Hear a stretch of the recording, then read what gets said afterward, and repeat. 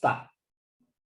Good morning, good afternoon, good evening, fellow Toastmasters and guests. A fabulous Friday to one and all. Welcome to SG International Dynamic Speakers Chapter Meeting. My name is Patricia Tay, and I am your Toastmaster of the day for this meeting. Tonight's meeting theme is centered around moral purpose. A moral purpose is defined as a value that, when articulated, appeals to the innate sense held by some individuals of what is right and what is worthwhile. SG International Toastmasters Club is a club where leaders are made. What are your thoughts about leading with moral purpose? I shall leave you to ponder on this as we hear from our club president, DTM Willie Loh, with his opening address. Over to you, Mr. Club President. Thank you, Toastmaster of the day, fellow Toastmaster. We all heard someone say, it took me forever to finish this, or I worked overtime last night. We often share details about what we have done. We never talk about the meaning. A moral purpose is defined as a value that, where articulate, appeals to the inner sense held by some individual of what is right and what is worthwhile. Having a moral purpose and understanding the value of your task or seeing the bigger picture is essential to fully actually appreciate. To find your moral purpose, you can ask yourself this question. What is the greatest reason for my work? Who and what am I helping by doing my job well? In my role, what am I making a positive impact on the world? What is the meaning of my responsibility? Many of us who are club officers, members, or even some leadership role in our company, do we know what is the moral purpose of the company or organization? In Toastmaster, there's 4. That's be respect, equality, service, and excellence.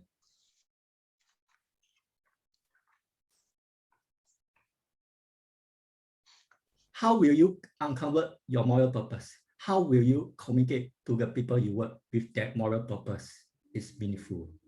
We need to tell one another what is the real value of our work.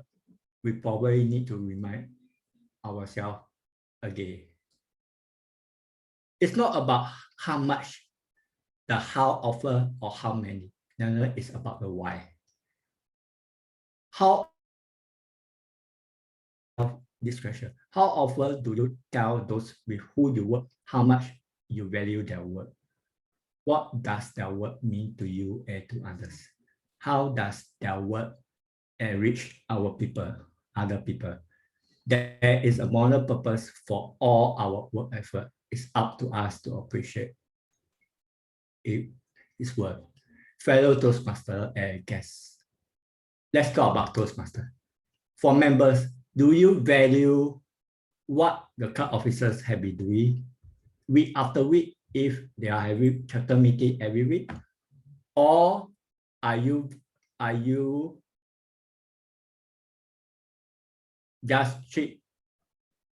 just book a speaking slot and speak or take out a role? Do you really say the word thank you to your club officer for doing a good job or organizing a meeting each week? Do one thing starting for today. Go out to any of the club officers in this meeting and say the word thank you. Over back to you, Toastmaster of the day. Thank you, Mr. Club President, for inspiring us with your opening address. Friends, what are your thoughts about moral purpose? Can you share with us? Would you like to go first, DTM Mike? Can you share with us your thoughts on moral purpose? Yes, Madam Toastmaster Patricia, distinguished Toastmaster Willie, and distinguished Toastmaster Lee, and most honored guest. When I was a very young man, in my career, I learned very quickly about leadership the hard way, very, very hard. And I learned that when you're honest with yourself, you can be honest with other people. Now, honesty goes through barriers of cultures. I understand that. But in my culture, discipline, strong discipline, and honesty with yourself and with the people you work with, you lead, you have to set a standard, because the people following you will either follow you or not follow you. It was very difficult as a young man. It took time to learn that skill, moral purpose or moral compass. It's something we have to learn as a young person and use that as we grow in our Toastmaster education. The journey never ends. I promise you that. It never ends. Madam Toastmaster, thank you for asking. I return it back to you. Thank you, DTM Mike. Is there anyone who would like to share on this? All right, perhaps I can. Sorry, what is the question? What are your thoughts about moral purpose? Our theme for tonight is moral purpose. So would you like to share with us your thoughts on moral purpose? Yes. Yes, thank you. When it comes to morality, we often think about humanity and helping each one out. But most often we tend to oversee the moral responsibility that we have towards all the other creatures as well. Very often we oversee the rights of animals, the rights of plants as well. So I think morally everybody should respect the right for every creature to live and be in a peaceful environment. Thank you. Thank you, DTM Mayor, for your very inspiring sharing on that. Our timer for tonight is Toastmaster Jennifer Lim. As we can see, she has her timer background ready. For good reasons, we all call her Hot Mama. She likes reading to gain knowledge, singing to improve her vocal variety, and dancing to keep fit. I shall now invite our timer for tonight to tell us more about her role. Toastmaster Jennifer, please. Could you share with us about your role for tonight? Yes, thank you very much, Toastmaster of the Day. My role as the timer is to keep time for all speakers to ensure that everyone speaks within their allotted time slot. This will also help in ensuring that the meeting runs on time.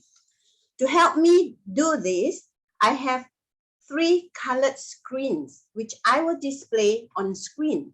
I will display the green screen when the speaker hits the qualifying time, the amber screen when the speaker hits the target time, and red screen when the speaker has reached the end of their allotted time. For example, for a 5 to 7 minute speech, I shall display the green screen at the 5th minute, the yellow screen on the 6th minute, and the red screen on the 7th minute. And the speaker has 30 seconds to wrap up his or her speech. And when the 30 seconds up, I will put this times up. So please try not to go over time. Thank you. Back to you. Thank you, Toastmaster Jennifer. That was a very, very clear explanation. Now we must all remember to keep to the time and remember to pin the timer when it is your turn to speak. Ladies and gentlemen, we have a very exciting program for you tonight. We will kick off with a workshop on vocal variety, where we can learn a wealth of tools, tips, and strategies to incorporate vocal variety to deliver powerful and impactful speeches.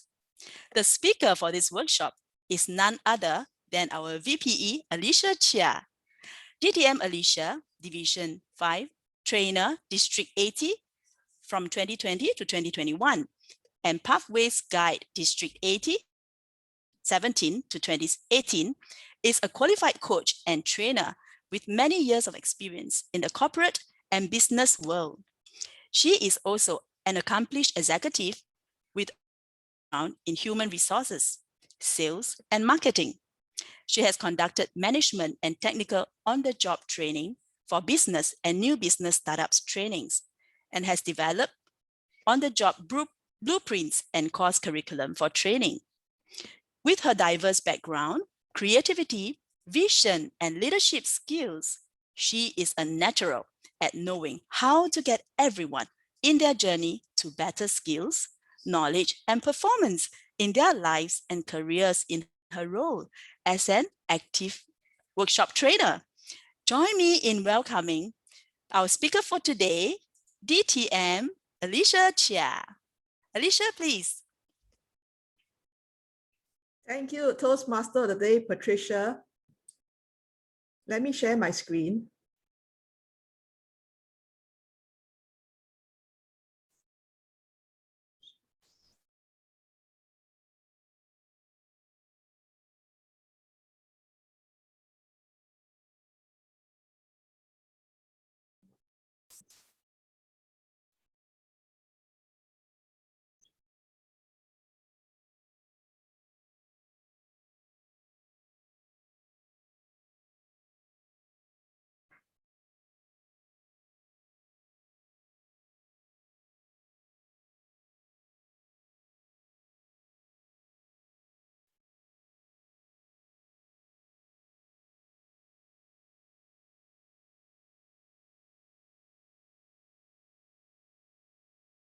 No, how to do it? Just give me a minute.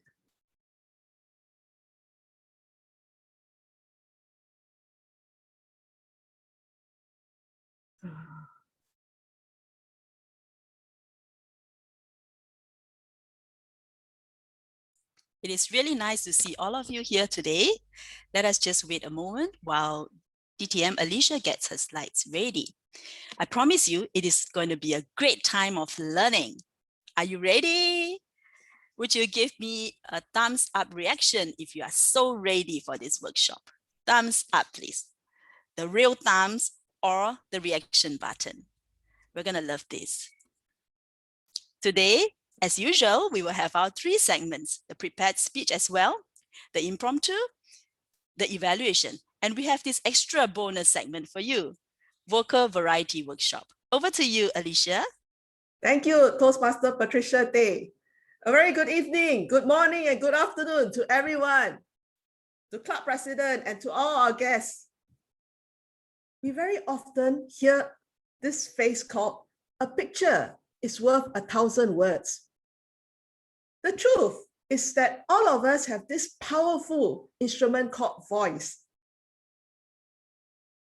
As there is this Chinese proverb, the tongue can paint what the eyes cannot see. Indeed, our voices can paint and create unimaginable experiences that no picture can show.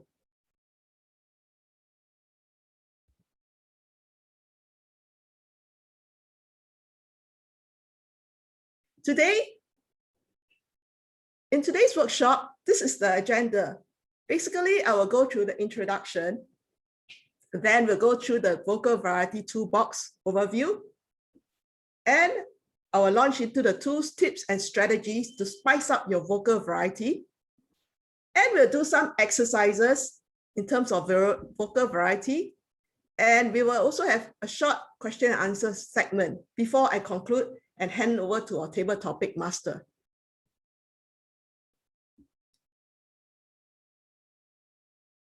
Everyone, what do you think is your current speaking voice? You may type in the chat box.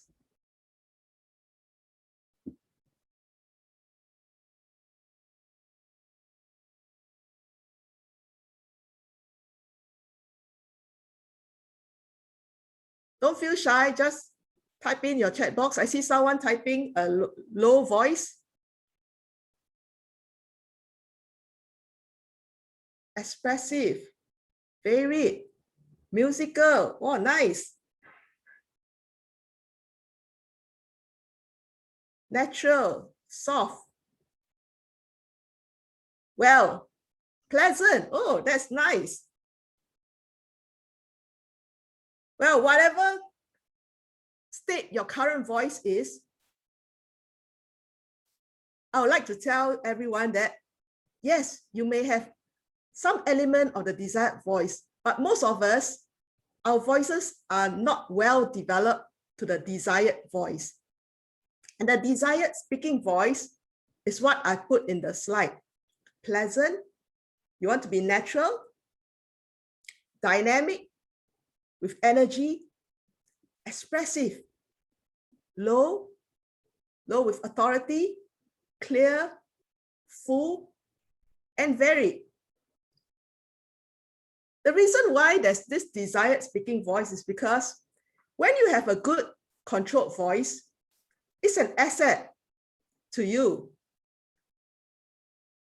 in terms of professional development as well as personal development. Your voice, in fact, mirrors your personality with a language of its own.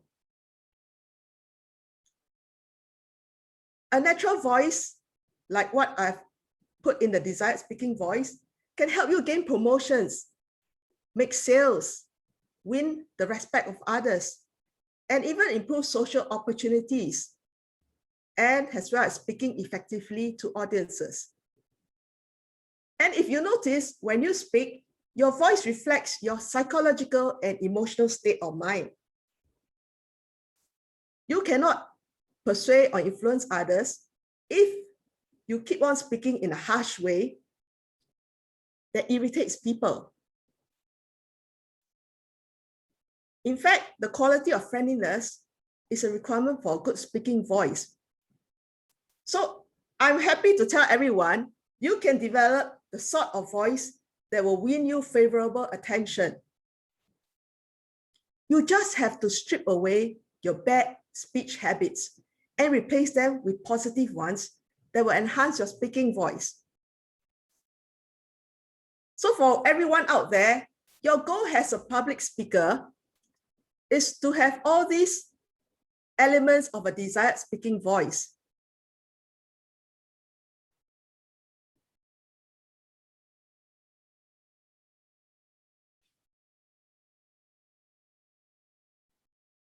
What is vocal variety? Vocal variety simply means how you vary your voice quality through the vocal variety tools and techniques. So as you can see, we have lots of tools and techniques that I would like to share in the next few slides. We have power, pitch, pace, pause, tone, that's my favorite, and some other interesting points like register, resonance, and prosody. So all these are toolbox available to help you enhance your vocal variety. Now, the first tool that I would like to introduce is called power, or otherwise known as volume or loudness.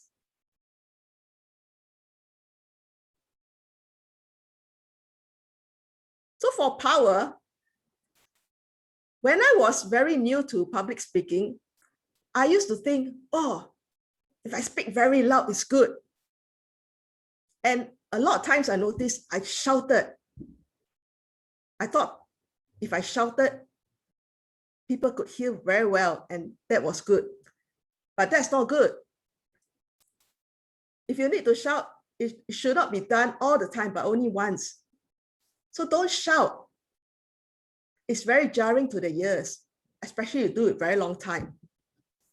And don't also drop your voice.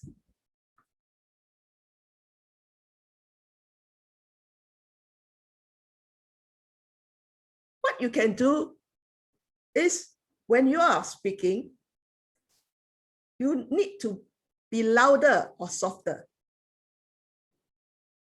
Not loud all the time or soft all the time. So you adjust your volume to be louder or softer. And to make yourself more effective, you should try to align your volume with your emotional content. And how can we get this volume out in our body? Well, the first thing you need to do is practice diaphragm breathing. Well, we have the diaphragm. It's a very thin muscle that is at the bottom of your chest, right? So it contracts and flattens when you breathe, inhale. And you can imagine the diaphragm has a vacuum sucking air into your lungs. So when you exhale, the diaphragm relaxes as the air is pushed out of your lungs. So now, everyone, I want all of you to close your eyes and imagine where your diaphragm is. Place your hand below your chest and above your abdomen. Yeah, right there. This is exactly where you should be speaking from to have a louder voice. Then locate and release any tension in your upper body, paying particular attention to your head, neck, shoulders, chest, and abdomen. Relax your jaw, unclench your teeth, and position your tongue toward the front of your mouth. Are you all now more relaxed? The other thing I would like you all to do is posture. Correct your posture. A lot of us like to slouch. So relaxing, right? No, but you need to stand straight with your head up and face forward to the person or the audience you are addressing. Open your chest and shoulders. Do not hunch.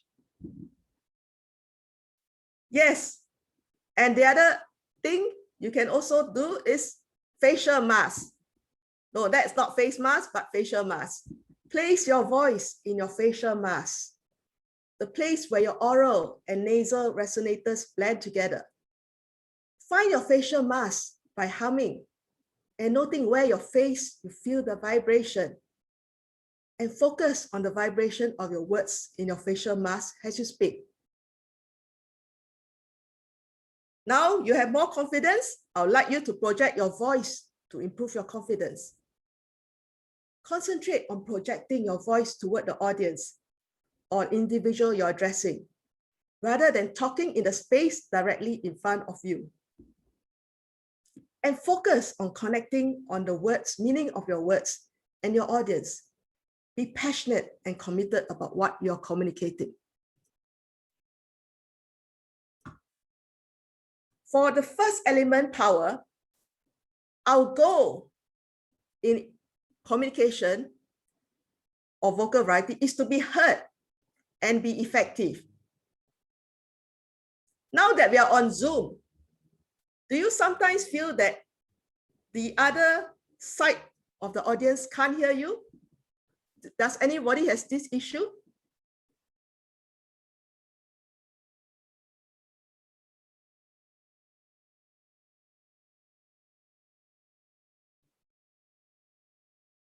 All right, yes, definitely. You may think that, you may feel that people can't hear you. Okay, well, there are some things you can do.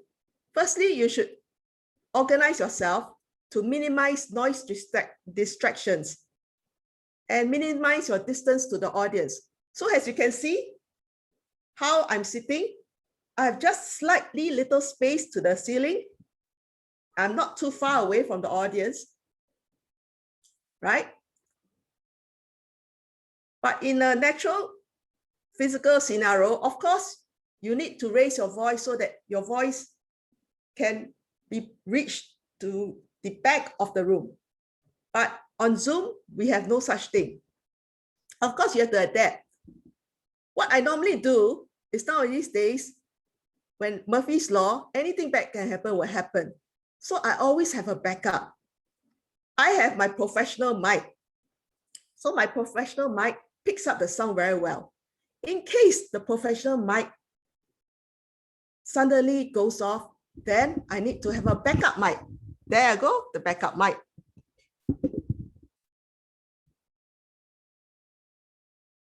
And the other goal to be effective is to vary your volume. You want to have a louder volume when you emphasize words so that the point can be emphasized with confidence and enthusiasm. At other times, you also need to have a softer, quiet volume, like a whisper. This is to draw the audience attention so that they listen more effectively or intently to your message. For newcomers, when should I have a louder volume or softer volume? You could always have a louder volume at the start of your speech, at the end of your speech, but there's no right or wrong. This is just a simple guide for newcomers. It actually depends on your content or your speech.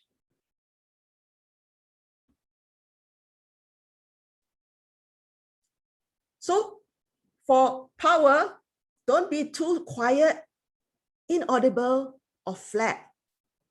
Adjust your volume to have good projection, easily heard, vibrant, and dynamic.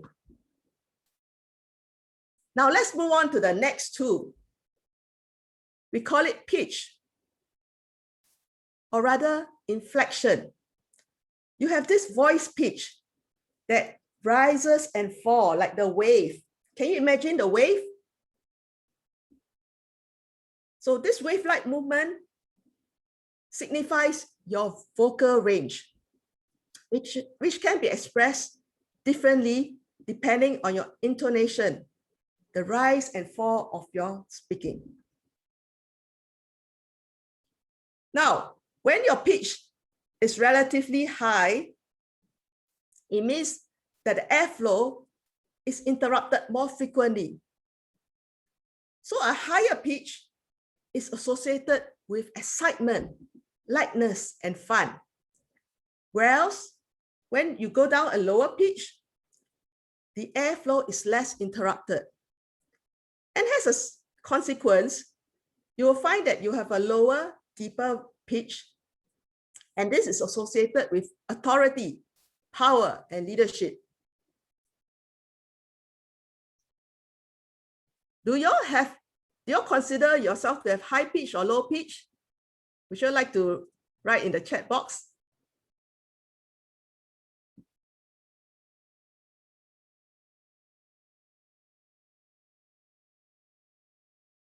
High pitch.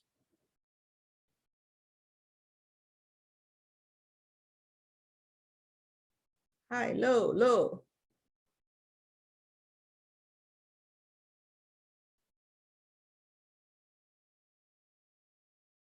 Not sure, I think low.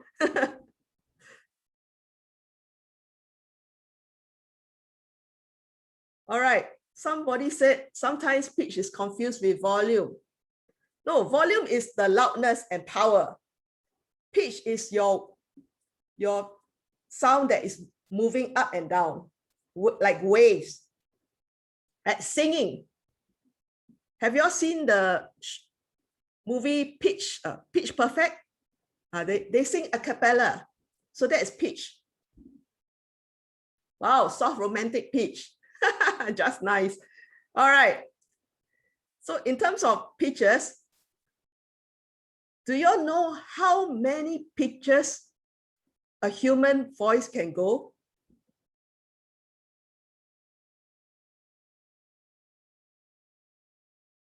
(101) Okay, that's a good try. Well, one can have up to 325 pitches.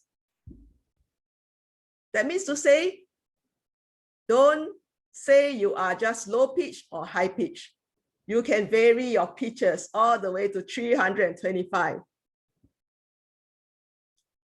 And the reason why our pitches are high and low is because of your vocal cords.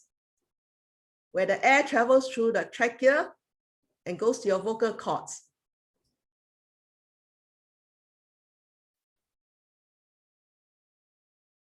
So for pitches, we don't want to sound squeaky, guttural, shrill, or flat. But we do want to sound low, clear, full, and varied. There are some reasons why we end up sounding squeaky, guttural, shrill, or flat. That is because many times you're rushing through your words, through your speeches. And when you're rushing the words,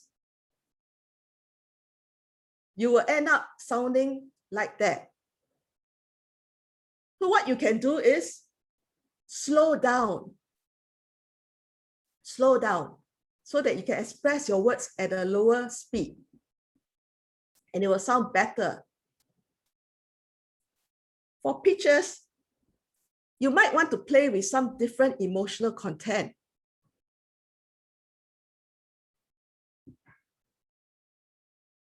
And extend and control your pitch. What do I mean by extend and control your pitch? Well, a lot of y'all say you're low pitch, high pitch, middle.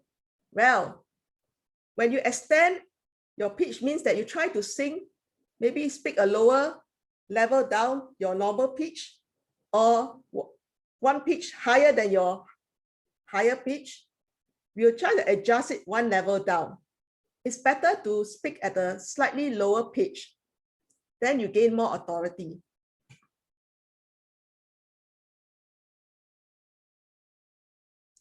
And for pitch, our goal is to be your own authentic personality. Everyone is born with a certain pitch. In fact, the unique print your thought leaves on your voice makes it distinguishable from other voices, and it reveals things about your experience and perspective. We always don't try to change your pitch or try to be someone else. You need to be your authentic self. And this person, Ursula Burns, once said, she was the impressive new head of Xerox Corporation. During her interview with the New York Times, she said, I can't try to say it in somebody else's voice. I have to say it in my voice. So you see, when I conduct this workshop, I won't change my voice or pitch just to be somebody else. You've got to be your own authentic self.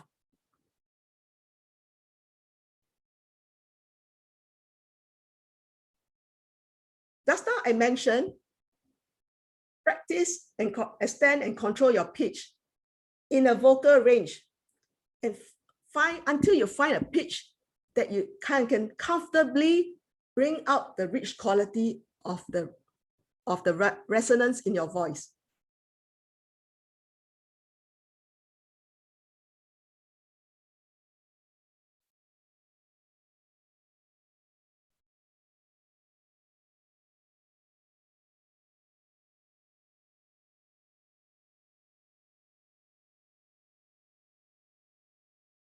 Now let's move on to the third tool, which is pace. Pace, we're talking about the rate of your speaking, words per minute or syllables per minute. Here, most often people use words per minute rather than syllables per minute because words per minute is easier to measure. You simply take the number of words you spoke and divide it by the time you spoke. That's what gives you words per minute. And your speaking rate will range from 120 words per minute or to more than 190 words per minute. Less than 120 words per minute are slow speakers, and more than 190 words per minute are fast speakers. Do y'all think you're slow speakers or fast speakers?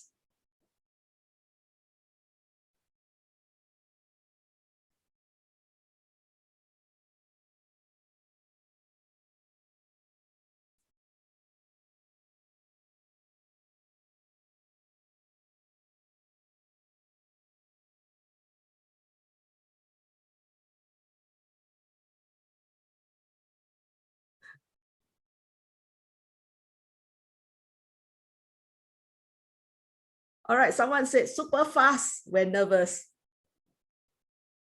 I feel like I'm in the middle.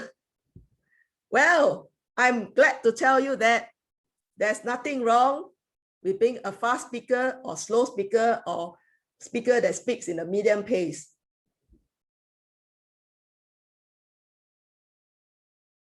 It's just that that's you. And then someone said, oh, I speak very fast when I'm nervous. All right, that's true. When we are speaking, there are many factors that affect the rate of our speaking rate. One of which is the product of your birth, where you are born from, your culture and your history. Some countries, they speak very fast. Some countries, they speak very slow, or some speak normal rate. It all depends.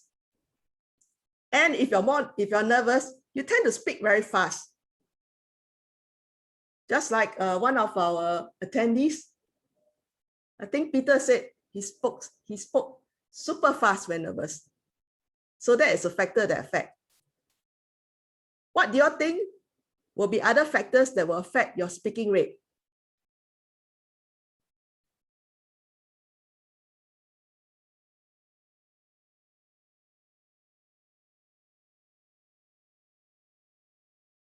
Someone said slow.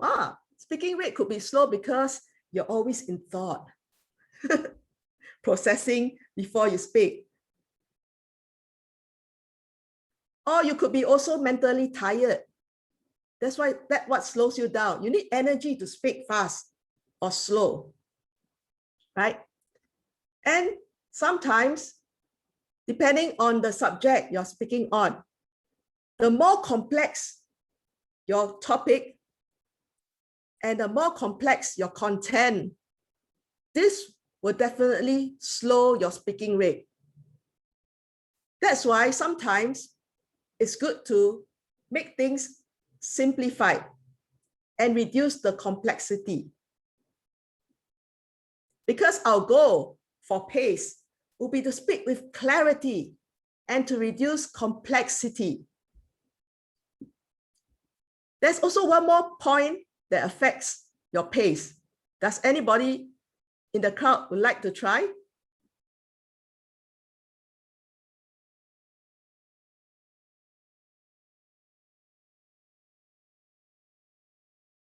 Oh, that's a good try. If you know subject, then you speak faster, yes. Oh yeah, when you're sick, you don't have enough nutrients. So of course you speak slower. You're like not enough energy to sit up already. When in danger or threatened, I guess when you're in danger or threatened, you speak faster, right? You have no time to wait.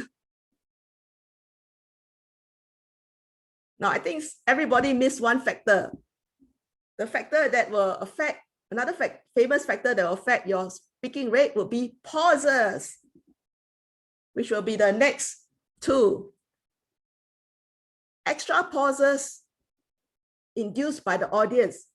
How can the audience pause you? Perhaps when I'm speaking, someone unmutes themselves and starts talking. So that affects, I have to pause. So that will affect my speaking rate. Or it could be pauses, extra pauses caused by the environment. Too noisy, so I have to pause and wait for the noise to end.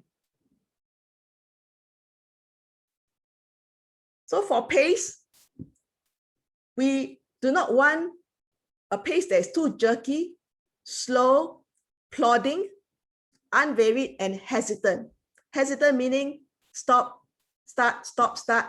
Can't decide what you want, right? And in order to prevent having all this jerky, slow, plodding, unvaried, hesitant kind of pace, you need to prepare well. Preparation is always very important.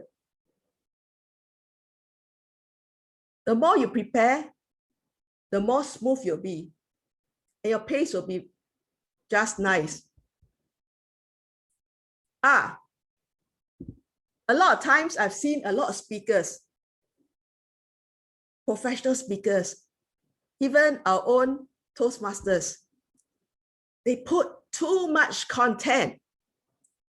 When you have too much content, you need to finish your speech within a certain time. So you tend to speak very fast. And when you speak too fast, what happens? The audience can't catch what you're saying, and they will lose track. So in order to be smooth, fluent, varied, exciting, and deliberate, one tip to do is to slow down through your key statements. That way, the slower pace will allow your audience to absorb your message.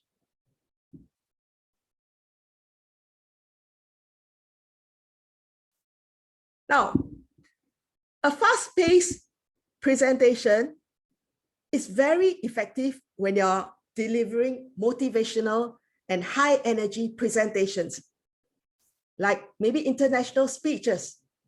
Certain parts you want to have fast-paced. And I often get excited listening to that motivational speaker because he speaks very fast at a fast pace. At a slower pace, it's very effective when you want to engage your audience mind to think, reflect, and contemplate your message.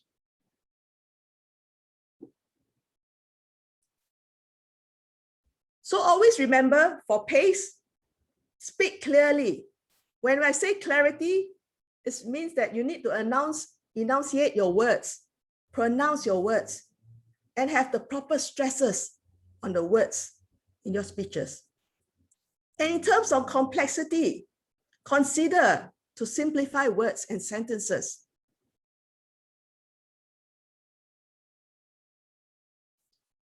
The fourth tool for vocal variety is pause.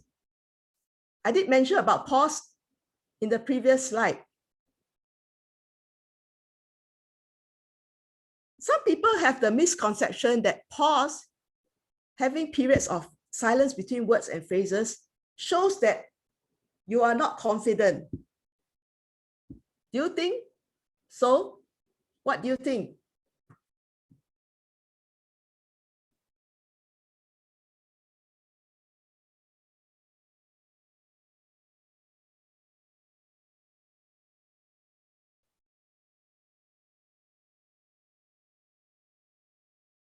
Do you think pauses show a lack of confidence?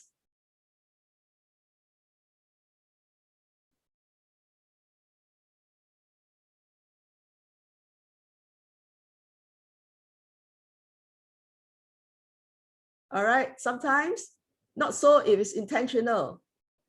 Sometimes help you to emphasize points instead. Well, the reason why people think that pauses shows non-confidence is because the pauses are overused. Too many pauses until the audience get lost.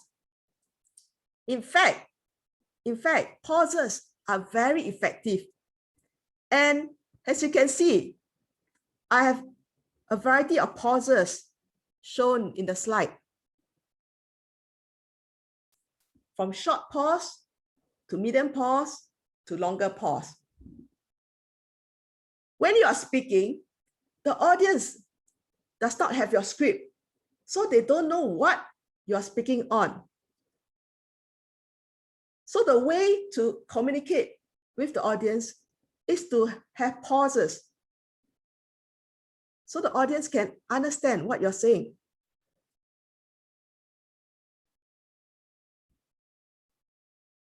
And pauses help to convey emotion. Whether you're conveying sadness, gladness, anger, or other emotion.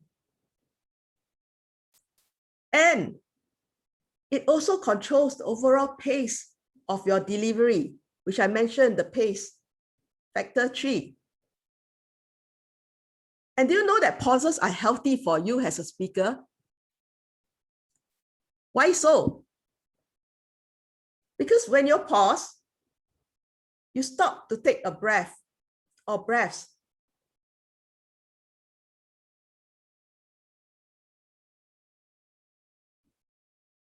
And this breath allows oxygen to go to your brain. And your vocal variety will be enhanced by keeping your mouth and throat lubricated. And also pauses helps your audience to give them time to reflect on your words and your message, and helps to have personal connection with your content.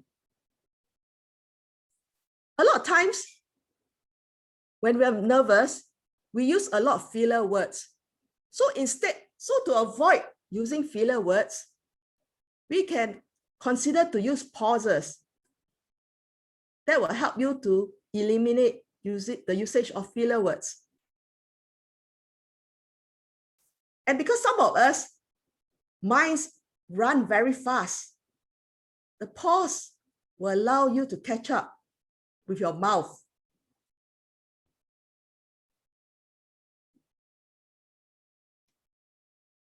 Now, the first common pause is the clause pause or the comma pause.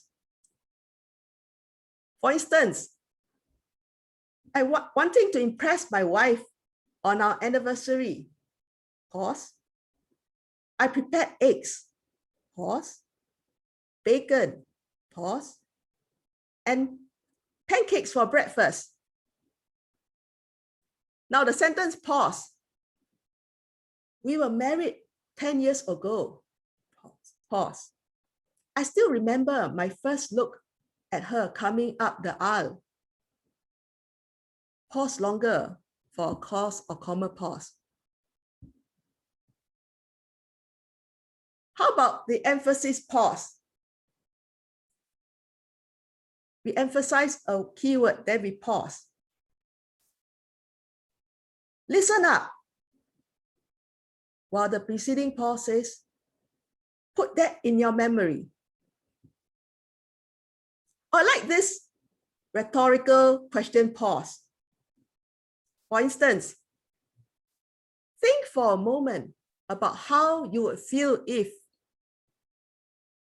Now that's a rhetorical question pause. And then something unique, because we are all on Zoom and we use PowerPoint slides, we can have this new visual pause, whereby we show a new visual slide and then we pause before we start speaking. And for all the speakers out there, when you want to catch up on your breath, there's many things you can do. You can do a get a drink pause.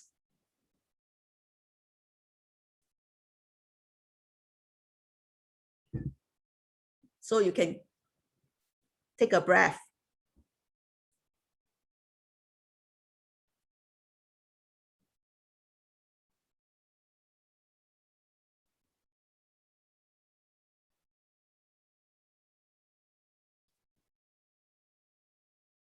There's even an I'm in thought pause, which you can be used as a deliberate pause for dramatic effect. Now, so there's so much variety of pauses you can use. And if you use these pauses effectively, your ideas can be communicated more persuasively.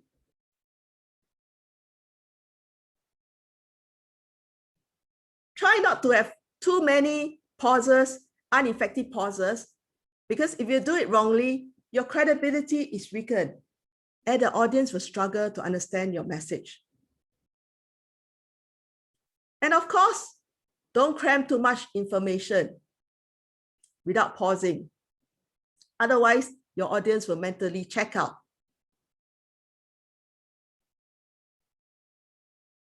Now let's move on to the next element of vocal variety. This is my favorite, tone. Now for tone, it's more than just the words we choose. In fact, it's the way in which we communicate our personality. For tone, we are telling the audience how we feel about our message, and it will influence how they feel about our message too. So it's a two-way track. When you change any tone, your audience will feel it and will react to your tone. So in a sense, it's about the mood and emotion of your speech that will make it impactful and captivating.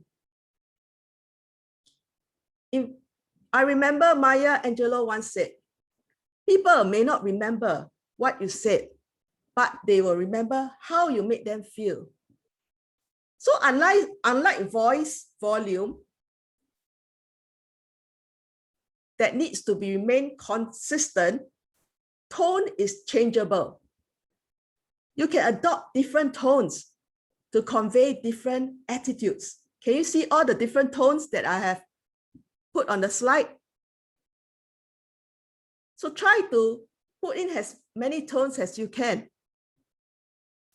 so that you can convey your message with the right tones. This is our goal.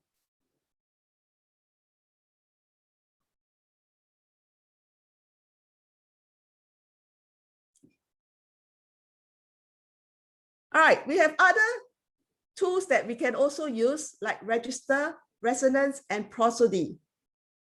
What is register? Register is where you locate your voice. Do you speak from your chest, your nose, or your head? Well, we must try to speak from your chest because you speak through your nose, you sound nasal, right? And the goal for having a lower register so that you can speak with a good and clean register. Then sometimes you hear people saying, oh, you got good resonance. Resonance is how your voice feels. And you want your voice to feel deep, full, and reverberating. And sometimes you have people who, when they speak, it's like singing a song. That's what we call prosody. It's the rhythm and sound variation. And that's where you can convey information about the meanings and structure of what you utter.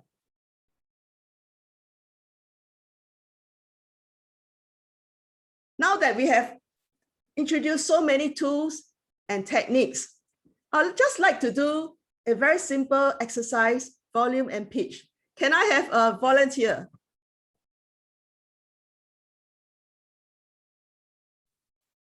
Toastmaster a day, can you help me?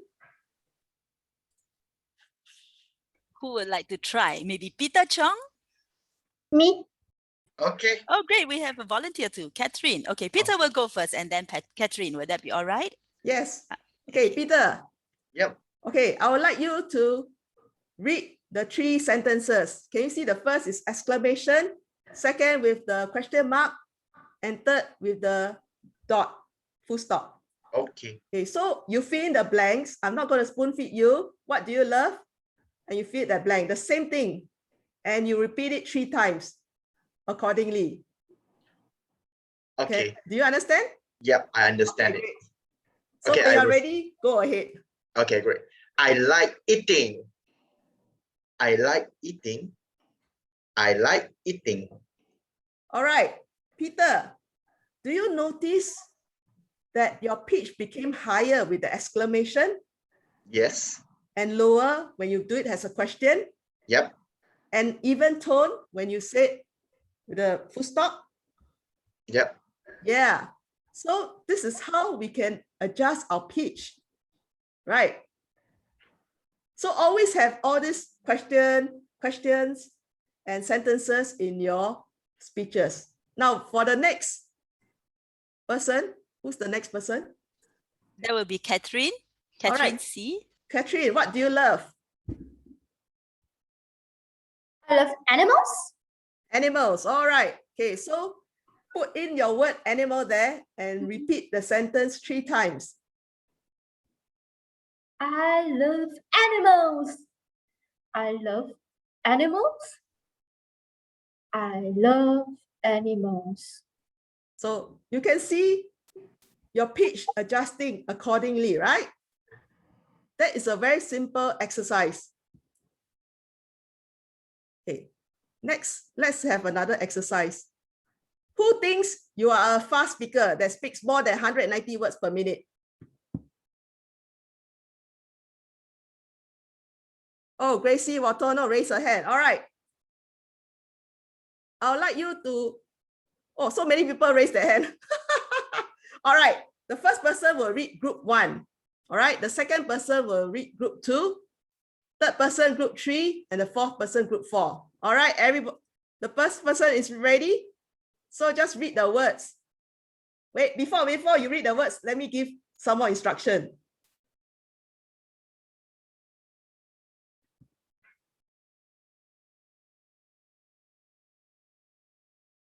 So you need to speak slower when you speak all these words as a fast speaker. All right? Because we're trying to slow you down. Okay, the first person, are you ready? Yep. Okay, go ahead.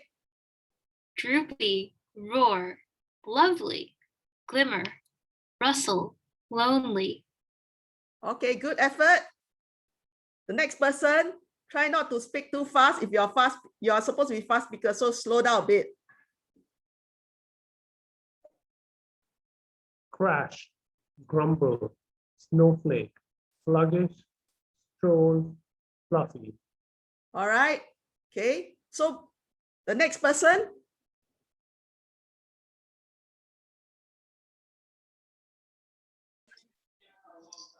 Gloomy, luscious, merry, passion, push, happy. And the last person. Watana, would you like to try?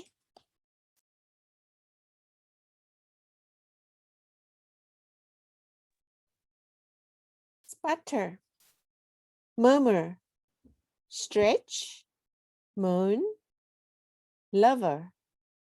The last one I cannot read. Oh, sorry. Delicious. Sorry. It's all right. Okay, clearly you guys are very fast speakers. So you must be aware to speak slower, slow down. Okay, one notch down. Now let's go on to the people who think they are very slow speakers. I need 6 volunteers. Oh, great. We have Peter Chong volunteering. Okay. And I think Emmeline is also slow, right? Emmeline is cool as cucumber. I remember that. All right. For all the speakers or volunteers who think you are slow speakers, I'd like you all to say the following words rapidly. Let me take a notch up. Okay, who's ready to be the first one? I'll go. Flick, blip, tip. Okay, good. Next person. Snap, click, knit. Next. Flip, chips, snip. The fourth person.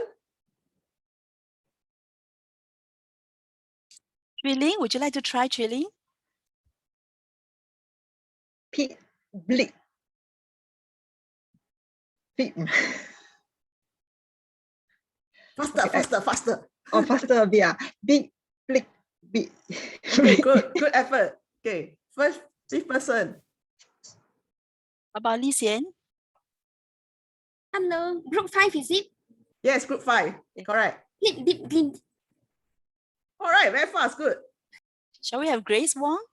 Grace? Okay.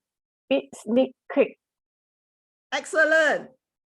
So for all those slow speakers, always practice all this exercise so that you can adjust as well. Now I'm running out of time, so I will not do exercise 4. I'll leave it to my table topic master to continue with the program. At this point in time, do you have any questions? Alicia? Yes? Just now, someone asking you the difference between the pitch and the tone, is it? Oh, no, someone asked me about pitch and volume. Volume. Yeah. Okay. They Can can't tell you- the difference between Okay. pitch and volume. Can Okay. you read a sentence and show us how does it different volume and pitch? Okay. Volume is just being loudness and power. The pitch is pitch is high pitch or low pitch. Okay, let me give you an example.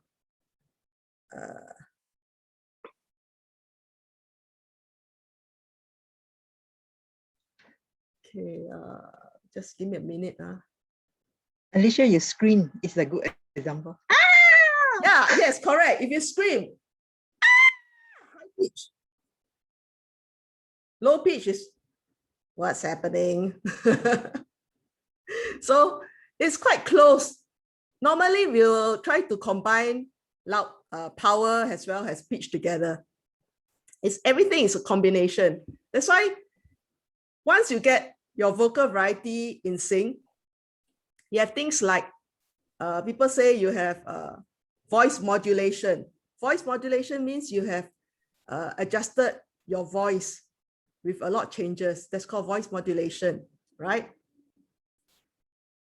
Right. Okay. In conclusion, when you are trying to get the perfect natural voice, in order to do that, you need to evaluate yourself by doing a speech profile. Critique yourself on your loudness and volume, your pitch. Are you too squeaky or simply too what we had the other time in terms of pitch? Okay, let's refer back to the pitch. Okay, are you too squeaky, guttural, flat, shrill? And you need to be low, clear, full, and varied.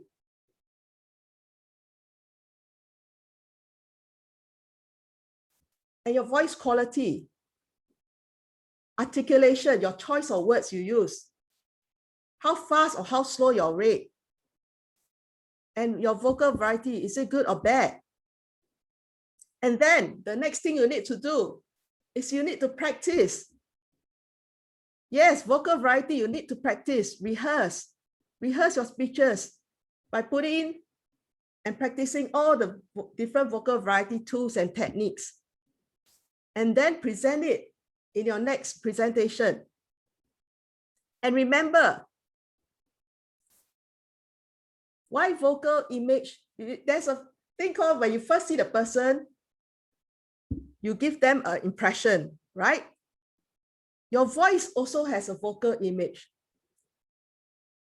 Try your best to practice and have the desired voice so that you can raise your vocal image in your community.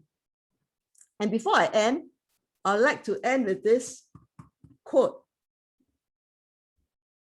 The human voice is the most perfect instrument of all, by Arvo Pärt.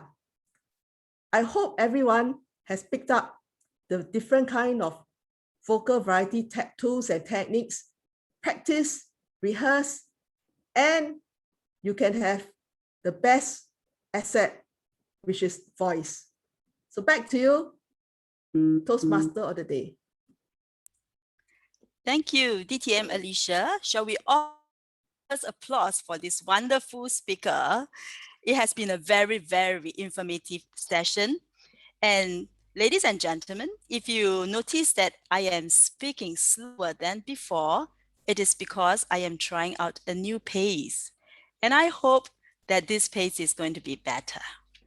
I especially like the goal that Alicia has stated. This one, be your own authentic personal self. I think this is so empowering and we can be ourselves.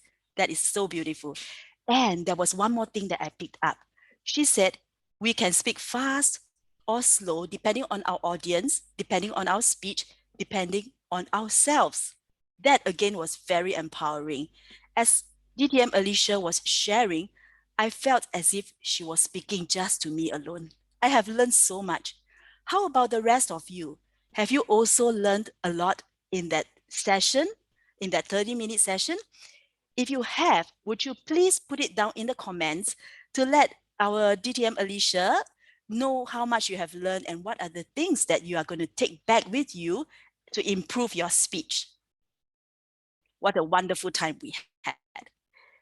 All right, I saw our CP suggesting that we should have a photo session. So can everyone please stay back? I saw someone having to rush off too. So please stay with us just a few minutes. We promise it'll be quick. CP, will you be taking the photo for us, Club President? Okay, everyone, please just turn on your video, adjust your hair a little bit, brush your eyebrows. We are very, very happy to have you all here with us today. I think we have at least 2 pages. Okay, so let's be very patient and put on our brightest smile for the photo taking. Ooh, wow, look, we're all in a classroom, very attentive students. I can see eager faces. Wonderful. Who is the teacher? Ooh, that was another one. Wow.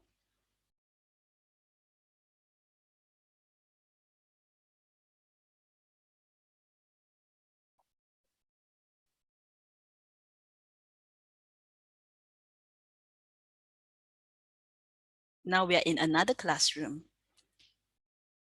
No social distancing needed for this one.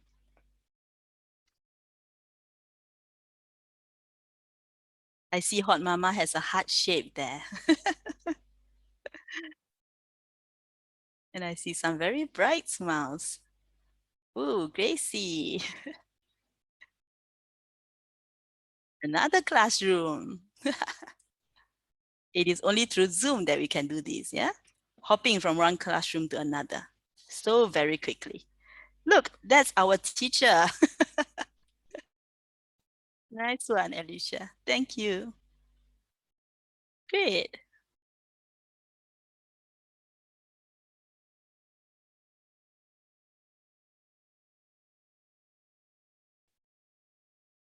Thank you, Club President, for doing that for us. For those who have to leave, we really hope to see you again next time. For those who can stay, please stay with us because we're going to have something very exciting.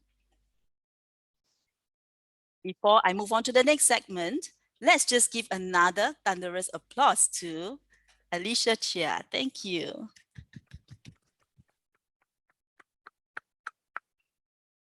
As per our usual chapter meetings, we will now have the table topic session where speakers get to practice their impromptu speaking skills.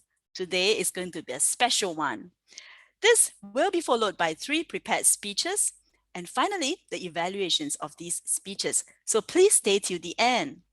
The table topics master tonight is our distinguished Toastmaster, Lee Buckley.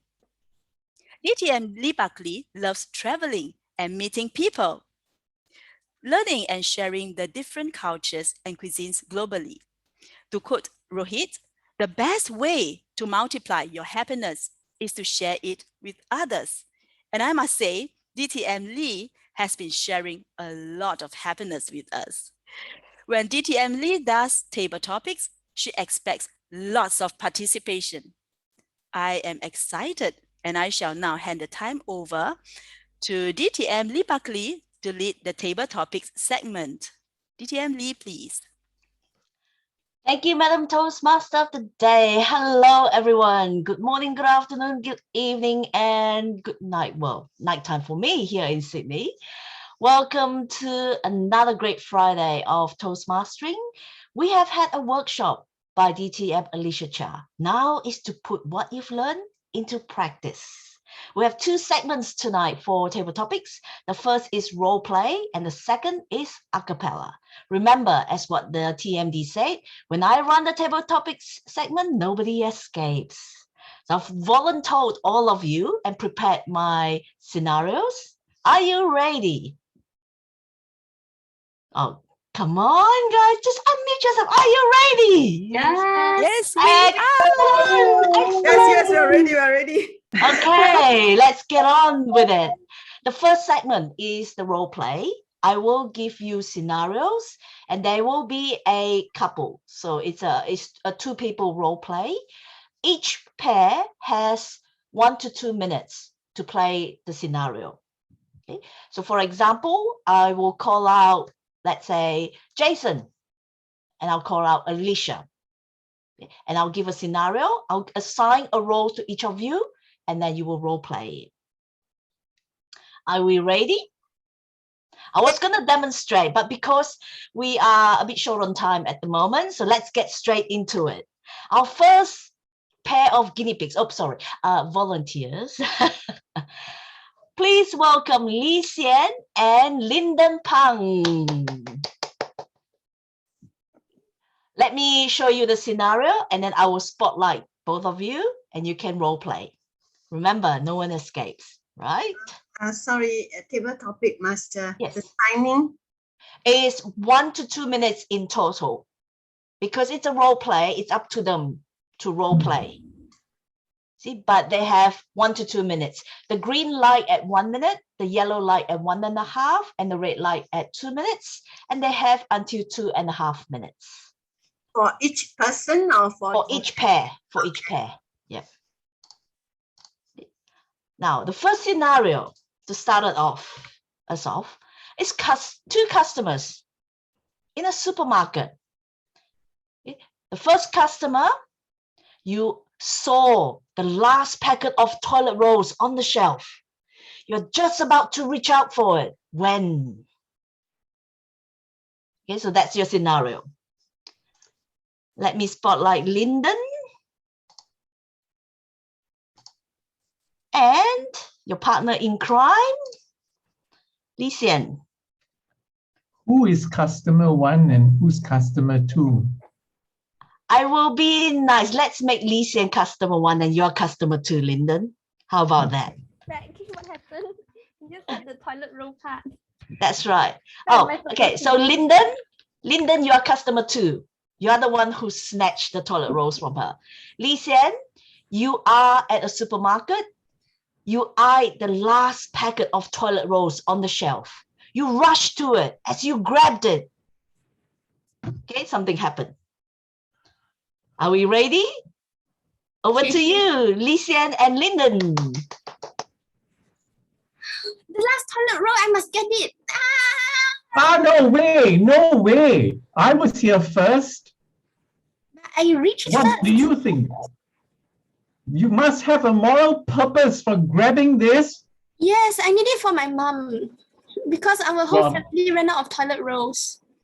Oh dear, Yeah. that is your problem. You must tell me the moral purpose. After all, I'm told that somewhere out there in Singapore, there's this Toastmasters chapter who keep talking about moral purposes. The moral purpose is to be hygienic, and I'm the first to grab it. What is your purpose of getting the toilet roll? It's still in my hand. Now you see, my purpose is simply a very well-intentioned moral one. I'm saving the planet. You see, all these toilet rolls, they've been grabbed. And I have no clue why there is such a rush for toilet rolls. Water would be natural and it would save the earth. That is morally justifiable. Well, but then you don't need the toilet roll at all. What's the point of having the toilet rolls at home when not using it? That means the trees were destroyed for nothing. At least if I use it for good purpose, at least the trees died for a purpose. The trees died to clean our buttocks. That's precisely it. You see, Li Xian, I believe your name is Li Xian. Now that the trees have been slaughtered, we ought not to perpetuate this slaughter by destroying and using up that paper. We should just return to nature by using water. No, but we can also return the toilet rolls back into the nature by recycling the toilet rolls after using it. How would that be? Perhaps we could come to an understanding. After all, we are both on the same page. We're talking about recycling. Yes, come, let's meet together. Thank Let's you. meet together somewhere in the middle and we shall do this bit for our society. Good idea. Thanks. Thank you, Toastmaster of the Day. Well done. I'm glad to see that you came to a compromise over the packet of toilet rolls and to save the environment, and you look after your moral purpose as well. Well done, Lisian and Lyndon. And then for the next scenario, I have got Grace Wong and Koshali. Grace Wong and Koshali. I'll show you the scenario and then we will decide which role. Let me show you the scenario. Scenario number 2. One is an office worker, the other one's a child. You're running late for your meeting. You're at the lift and you're pressing the buttons. When are these lifts going to appear? Where are they when you need them? A lift door finally opens and suddenly you saw a child crying in the lift. Suddenly you saw a child crying in the lift. So Toastmaster Grace, would you like to be the office worker? And Kushali, you're the child. What are we supposed to do? You're supposed to reenact because it's table topics. So it's up to you to create or enact the scene. So the scene is, Grace, you are the office worker. You're at the lift and you were pressing for the lift to come. So the lift did come and you're running late for your meeting. But then inside the lift, there was a child crying. Okay. So you have 1 to 2 minutes. Okay, so remember, we're here to practice our vocal variety as well. So over to you, Grace and Koshali.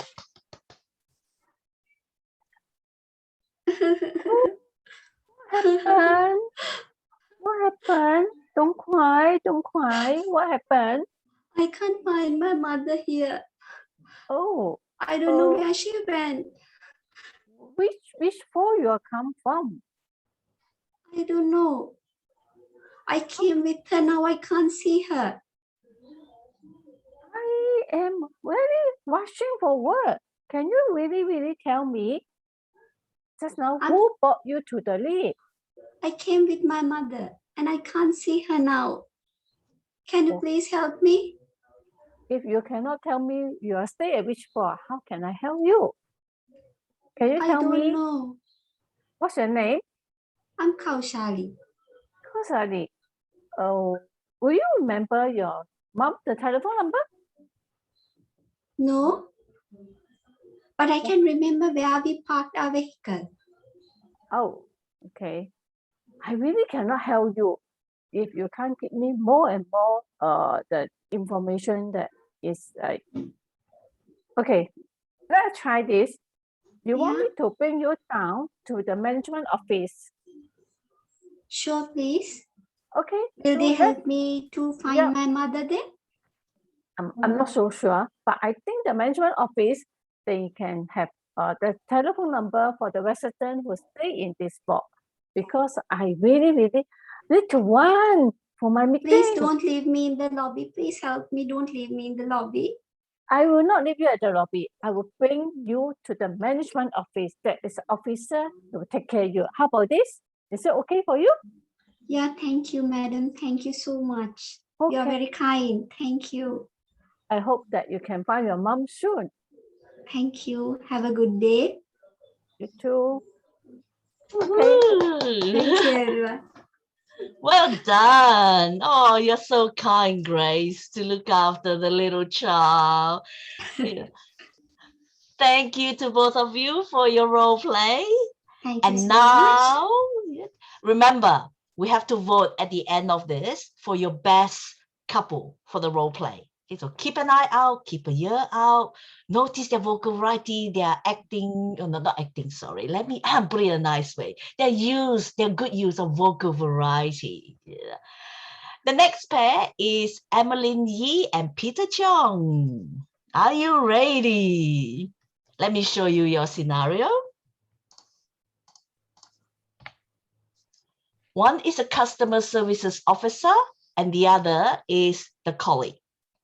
You have just presented your department's report at the monthly meeting and you were shouted down by your manager. You had to go and get a cup of coffee. You went and got your coffee and you bumped into a colleague. So Emmeline, you are the customer services officer, and Peter, you are the colleague. Okay, let me spotlight you. Over to you, Emmeline and Peter. Hey, Emily. Hi, Peter. What's happened? I actually just hear some shouting voice from the meeting room just now. I think your manager is shouting on you. Yeah, it was pretty embarrassing. I don't really want to talk about it. Don't worry, you can share with me, no problems. I can give me my opinions or my view on that. Don't worry, if it just between you and me. Don't worry. You promise? Yep. All right. So, I was on a call with the customer and I thought I ended the call nicely. I thought I clicked on leave meeting. But what happened is, it's all in my mind. I did not actually click on leave meeting. So after I finished the conversation with my customer, me being me, I like to complain a lot. So I started complaining to my desk mate about my customer. And the next thing you know is suddenly from my laptop, I can hear my customer clearing her throat. And that's when I know I'm so doomed. And the rest is history. Yeah. No worry, everyone have this embarrassing situation before. I think you maybe can actually bring some presents or apologize to your customer directly. Don't worry about this. I think let me take you a trick on lunch. So I think hopefully it can make you happy today. Definitely. You're the best, Peter. Let's go. Yep. And thank you, Peter. Are you taking all of us to lunch as well? Sure. Thank you, Evelyn and Peter. Well done to both of you. Our next pair is Yanlin and Lee Chui Ling. Yanlin and Lee Chui Ling. Let me show you these slides first, and then I'll spotlight you. Your scenario is doctor-patient. As a doctor, you have some news for your patient. Your patient has just walked in through the door for their consultation. So Yanlin, you're the doctor, and Chui Ling, you're the patient. Let me find Chui Ling. Here you are. Okay. Yanlin, you're the doctor, and Chui Ling, you're the patient. Over to you, Yanlin and Chui Ling.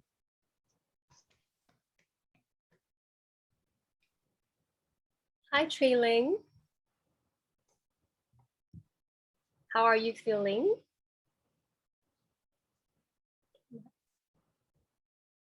Can you speak a bit? You're muted. Hi, Chui Ling. Hi. Hi, Yanling, Dr. Yanling. Come on in. Yeah, thank you. I come to see you is because I got one symptom. I have your report here. Don't worry. Let's chat a bit first. Okay. Recently, you look at my finger. Recently, I have my fourth finger being locked up. Okay. So every morning, when I woke up, I have to flick my finger so that it can open. Otherwise, I got to push it up. I do not know what is this happening, but I noticed that over my arm here, there's a vein. You take a look here. Can you see? You see, there's a vein. I do not know it's a swollen vein. Wow, or what. okay. So I a bit worried because right now that I delayed to see you because of COVID-19. I scared that I've been going for swab test afterward, and a lot of patients is line up for other symptoms. For my case, is maybe in OH. My age is OH. So I think this is not a big deal, but I think it's getting worse. That's why I come to see you. Do you have anything of this? Sure. Okay, can show me your hand again? Okay, It's over swollen, here. right? Yeah. And does it hurt when you does it always hurt, or just only when you press on it, or It doesn't hurt at all. It's just like nothing. I don't feel anything, but I can visibly see swollen, and the vein just like a clot of blood. The vein stop here. So I do not know whether it's just a symptom of the locking finger. So this is do you work with your hands a lot? Maybe I go to grocery go to buy grocery. I carry heavy stuff, but I'm not sure whether this affects now because plastic bag usually with hangers. But I'm not sure whether it is due to this or due to my OH. Okay. So this is something due to your work because you are like repetitive movement. Okay, and then it happens to many people, but also but especially when people are aging, then then all this like become the function deteriorate and all that. So I actually have to go for a surgery. So, but don't worry, I will see you back next week. But please promise me that you will not just rest your hand for a week. And I actually have something to discuss with you further. But don't worry, I don't want. Have you heard of carpal tunnel syndrome before? Have you heard of that before? No, I not. Don't worry. Just Google and then just read about it, and then we'll talk about it later. May I know what is the spelling? Because I do not know what you pronounce. What is the big word is that? I will just write down for you. Okay. Yeah. And don't worry, please try not to use, when you go to groceries, please have someone to help you carry your groceries, please. Can you please do that? But doctor, before that, is there any... Doctor, we need you in the surgery, doctor.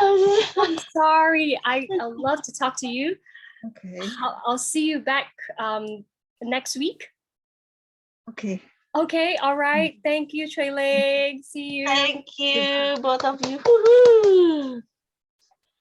This is Dr. Yanlin. I have a fever. I'm coughing. I think I'm sick. I'm shivering. What do you prescribe for me? Thank you, Dr. Yanlin and Chili, for your scenario, for your role play. And now we have the last pair. May I please have Kaushalya, I think. Kaushalya and Catherine C. Yes. Hi. Hi, how are you? I will show you the scenario and then I will spotlight both of you. Your numbers have just come out. Woohoo! You've just won $20 million. Next morning, you decided, I'm going to go in and see my boss. Okay. So, Kaushalya, you've won the $20 million. And Catherine, you're the boss. Okay, so let me spotlight both of you. And over to you, Kaushalya and Catherine. Hi. Hi. Ready. Madam, I have won 20 million. I'm so surprised with the gift. Madam, what do you think? What I do with this 20 million? What are your suggestions? what is my suggestion? You want the money? Yeah. So it Yes, is your yes. call. What would you do? If you have 20 million, what would you do? Yes, madam, I am planning to go around the world. What do you think of that? With Okay. the money I have I'm won? going around the world, all right? Yes. And then- Yes. then? Explore somewhere I haven't been earlier. Mhm. And because I love to travel. Yes, everybody loves traveling. With that help me? Or what do you think? Whether I invest in buying a car or which one will be helpful for me? Well, do you have a car now? Yes, I have, but it's not a very expensive one. So with the money I have What is right your now, car then? very sophisticated one, madam. Oh, okay. So if you, for you, what would you think would be better for you in the long run? Would a car be better, the sophisticated one, because it will drive more people inside or something like that, and you can use it for a longer time? Or would you think that traveling around the world is better for you? Madam, right at this pandemic time, no country will allow me, to come in. So rather than that, if I buy a car, if I buy a sophisticated car and then travel within the country, I think that will helpful for me.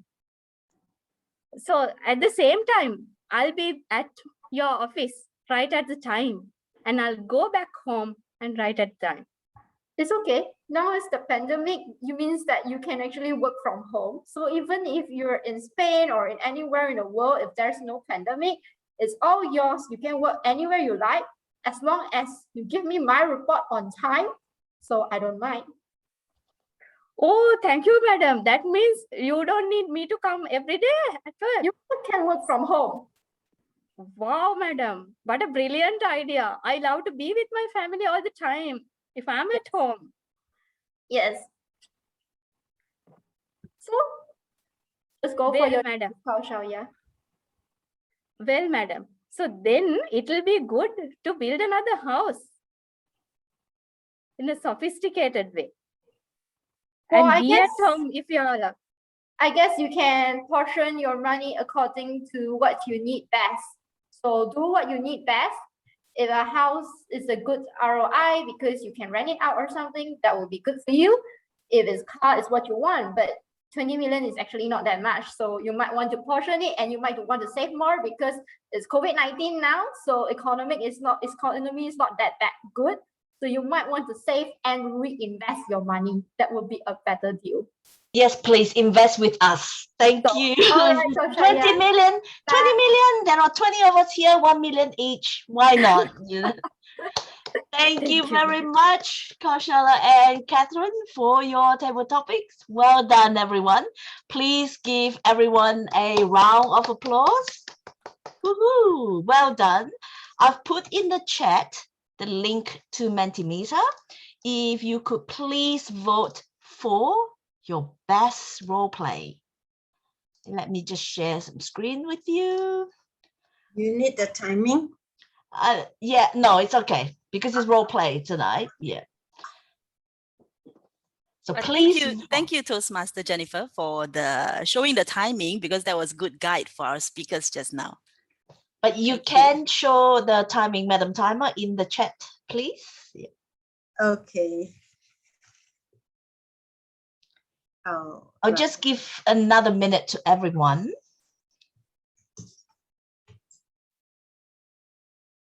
I've got 6, 7. Who do you think? Shall we vote for the one who will give us the 20 million? Or maybe the toilet rolls? What about the poor child? The office worker? Or the doctor and patient? Hard decisions.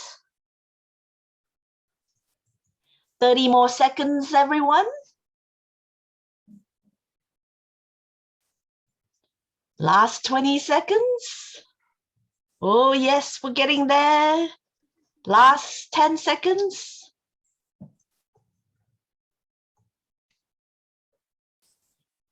Now, would you like to know who the winner or winners are? Drum roll, please, everyone. Let's see. Ta-da! Ooh, the toilet rolls. Congratulations, Lisian and Lyndon, followed closely by Kaushala and Catherine, lottery winners, and the crying child, customer service, with the doctor and patient. I think, you know, if she had given us free treatment, I'm sure we would have voted for them. Don't you think so? Yeah. Thank you, everyone, for your participation in the role play. I did prepare 2 segments for the acapella, but because of time, we're going to cut short it because I know that the participants have put in the effort to prepare for the acapella, and therefore we want to showcase the acapella to everyone. Let me just share my screen. Initially, we had 2 segments. One, which is the impromptu, where we get to pick the songs for the singer. And the second part is the prepared a cappella. So this is where the singers have prepared their songs. Are you ready, my fellow acapellans? Now let's see who will go first. They have 2 to 3 minutes to sing. A cappella is singing without any instruments. First up, we have Jennifer Lim and Alicia Cha. Someone is timing us or not? Yes, we will time you. Just give me a second. I will spotlight you. Can you please, let me see. Who can I get to time? Probably Madam Toastmaster of the Day. Could you please time? Yep. Yes. So it's 2 minutes, 2 to 3 minutes. 2 to 3 minutes. So the green light is 2 minutes. At the 2 minutes. Yep. The 2.5. yellow 2.5. Yellow. And the red light is 3 minutes. All right. Ladies and gentlemen, please welcome Jennifer Lim and Alicia Cha with You Raise Me Up by Josh Groban. You Raise Me Up, Jennifer Lim and Alicia Cha.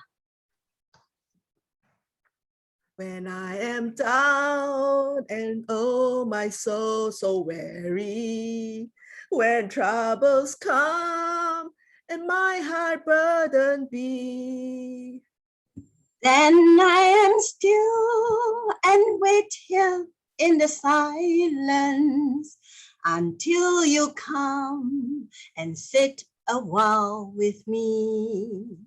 You raise me up so I can stand on mountains. You raise me up to walk on stormy seas. I am strong when I am on your shoulders. You raise me up to more than I can be. You raise me up so I can stand on mountains. You raise me up to walk on stormy seas. I am strong when I am on your shoulders. You raise me up to more than I can be. You raise me up so I can stand on mountains. You raise me up to walk on stormy seas. I am strong when I am on your shoulders. You raise me up more than I can be. You raise me up so I can stand on mountains. You raise me up to walk on stormy seas. I am strong when I am on your shoulders. raise me me up to to more more than than I I can be. raise Raise me up to to more more than I can can. be. Woo, woo, woo. Wow, competition, tough competition out there. Can we top that, ladies and gentlemen? Let's see. Our second participant is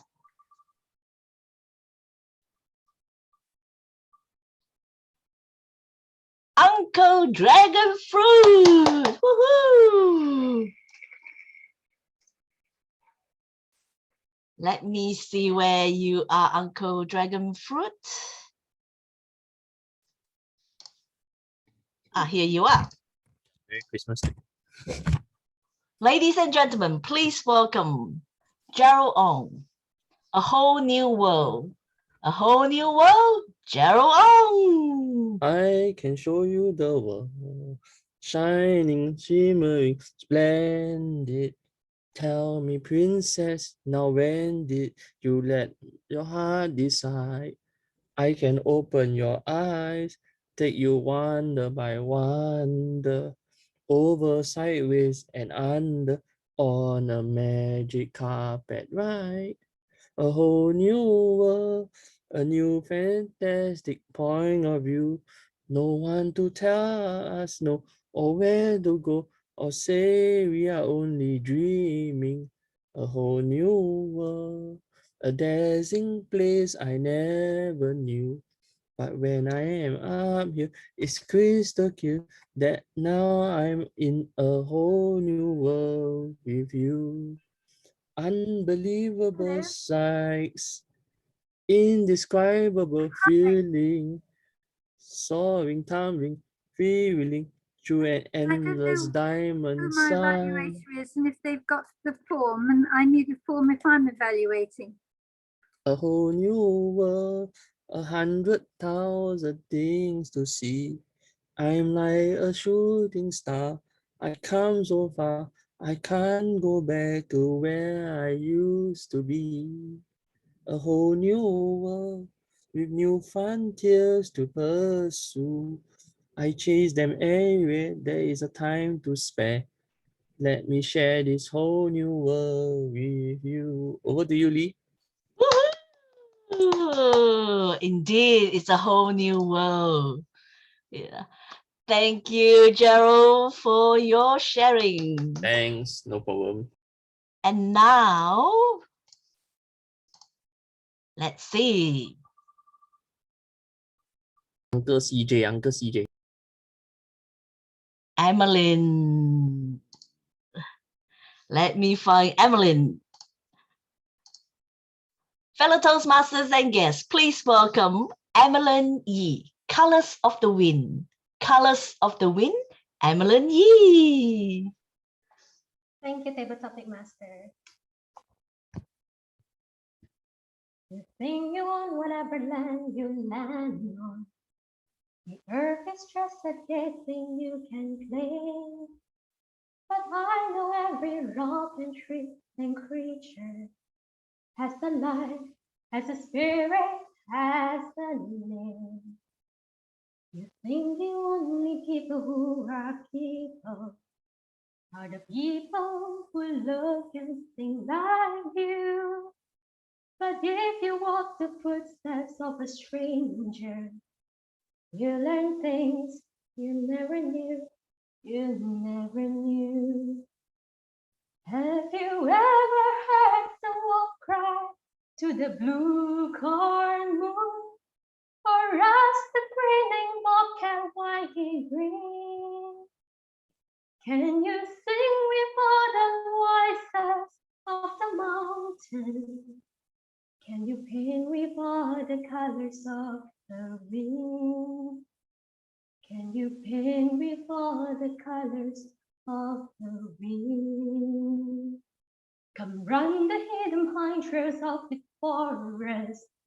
Come taste the sun, sweet berries of the earth. Come roll in all the riches all around you.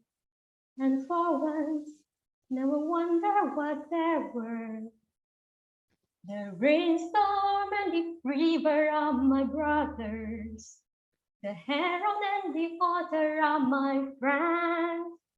And we are all connected to each other. In a circle, in a hoop that never ends. How high does the sycamore grow?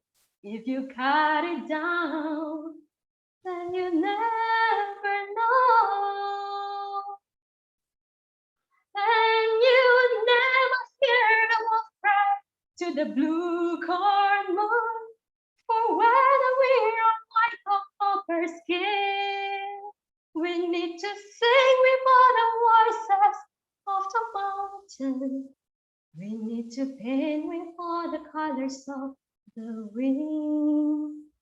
You can own the earth and still, and you only serve until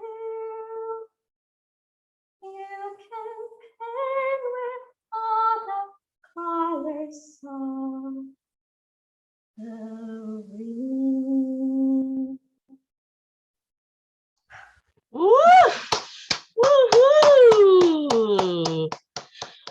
Yes, indeed. We have a future star in the making. Woo! Beautiful, beautiful. Wow, that was fantastic. Why you say CJ? future star? Why you say Yes. future star? Current star. A current star, Current sorry, star, current yeah. star. CJ, you've got a tough act to follow, CJ. And now, please welcome CJ Lim. Thank you. Can you feel the love tonight? Can you feel the love tonight, CJ Lim? There's a calm surrender to the rush of day, when the heat of a rolling wind can be turned away. An enchanted moment, and this sees me through. It's enough for this restless warrior just to be with you. Can't you feel the love tonight? It is where we are. It's enough for this wide-eyed wanderer that we got this far. Can't you feel the love tonight? House is laid to rest. It's enough to make kings and vagabonds believe the very best.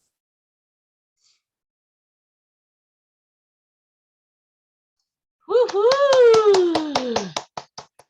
Thank you, CJ. Thank you. Woohoo! Well done. Oh my goodness. Tough competition. And now, ladies and gentlemen, Team Australia has prepared something special for everyone. Let me just spotlight.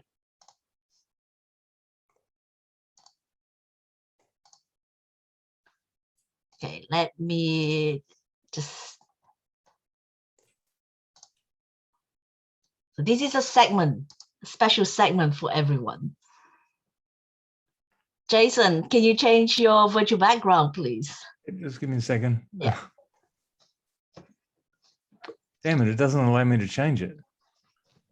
Should be able to change your background.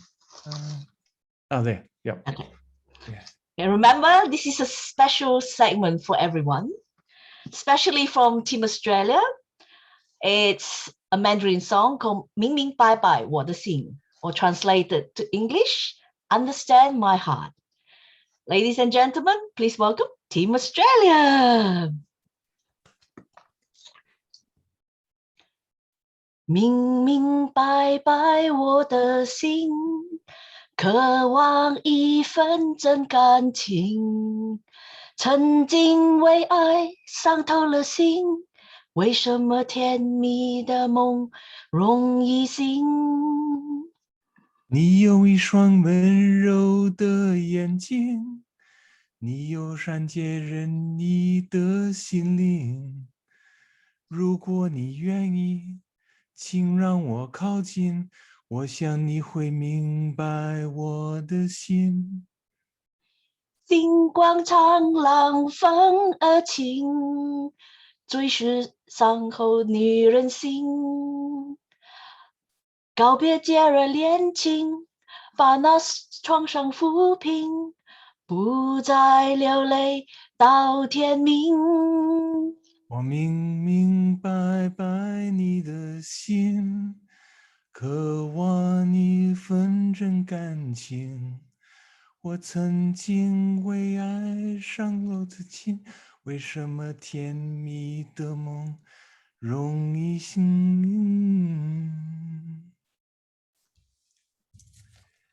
亲爱的，我送给你一朵美丽的玫瑰花。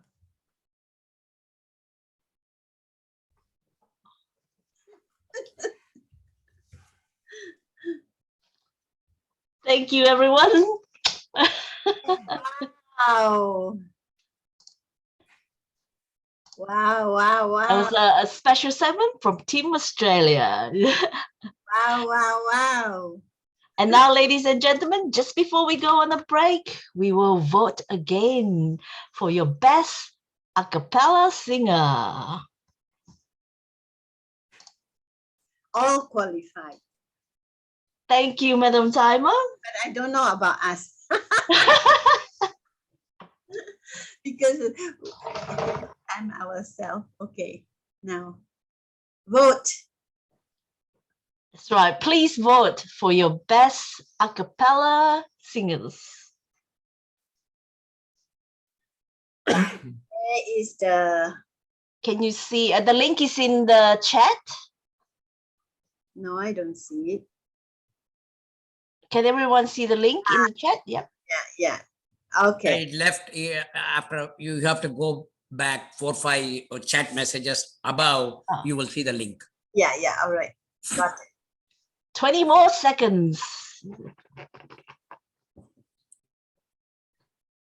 Give us time to bring up Menti. When you click on it, it doesn't come up. It should come up. Let me just put it in the chat again for you. Got it. Got it? Yeah. Yep.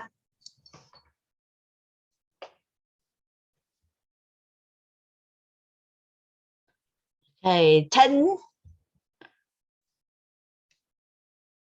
We've got 10 more seconds. 10. Has everyone got the link? No, I've just typed in Menti and now I'm typing in the code. Okay, I'll give you another 10 seconds. 8980 8696.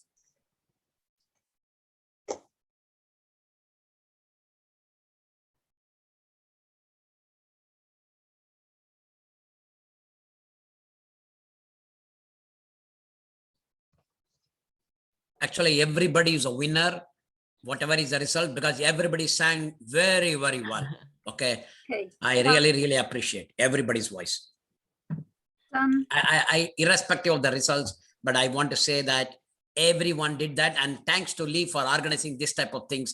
This is really soothing and really helping us to, what you can call, to relax and to have another feeling. It's great. Thank you. Thank you, Kanan. Thank you, everyone, for your participation. All right, ready? Are we ready? Drum roll, please. Dun, dun, dun, dun. And now, the winner of the prepared acapella, Emmeline. Yay! Yes. Thank you everyone for your vote. Congratulations, Emmeline. What a beautiful voice you have. Yeah. And congratulations to all the other a cappella singers as well as the role players.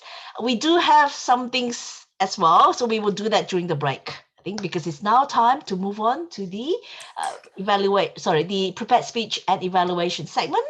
Back to you, Madam Toastmaster of the Day. Thank you, Table Topic Master. Thank you very much for the very exciting segment. I believe we all have fun.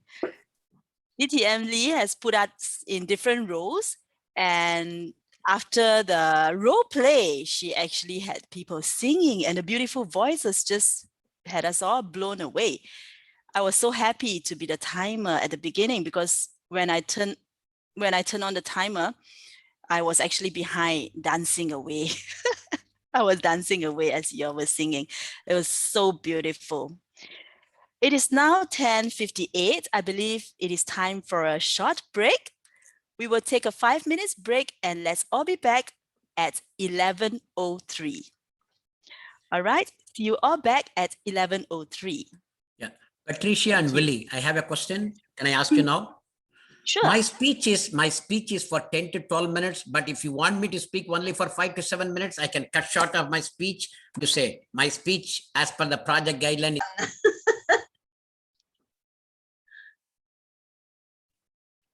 Welcome back, ladies and gentlemen.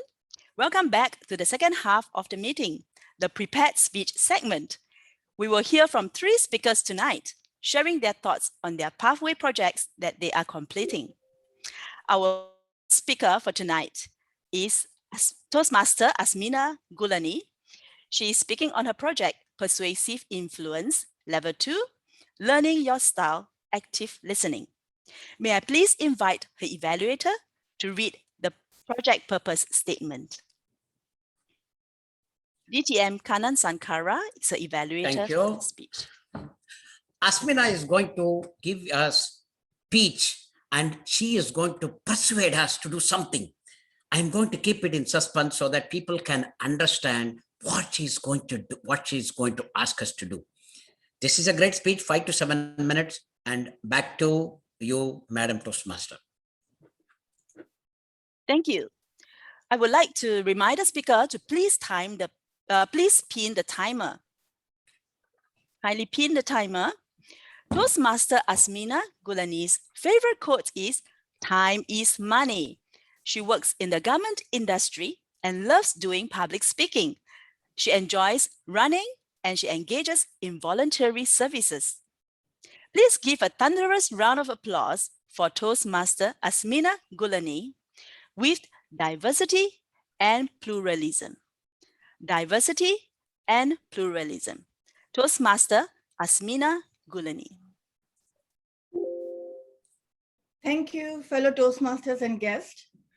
When we meet someone from anywhere in the world, there is a specific language in which we meet. For example, in America and Canada, we say good morning, how are you? Nice to see you. In French, we say bonjour. In Portuguese, we say hola. In Spanish, we say hello, hola, sorry. This all shows linguistic diversity, which is directly related with the value system that we have for that culture, for that country.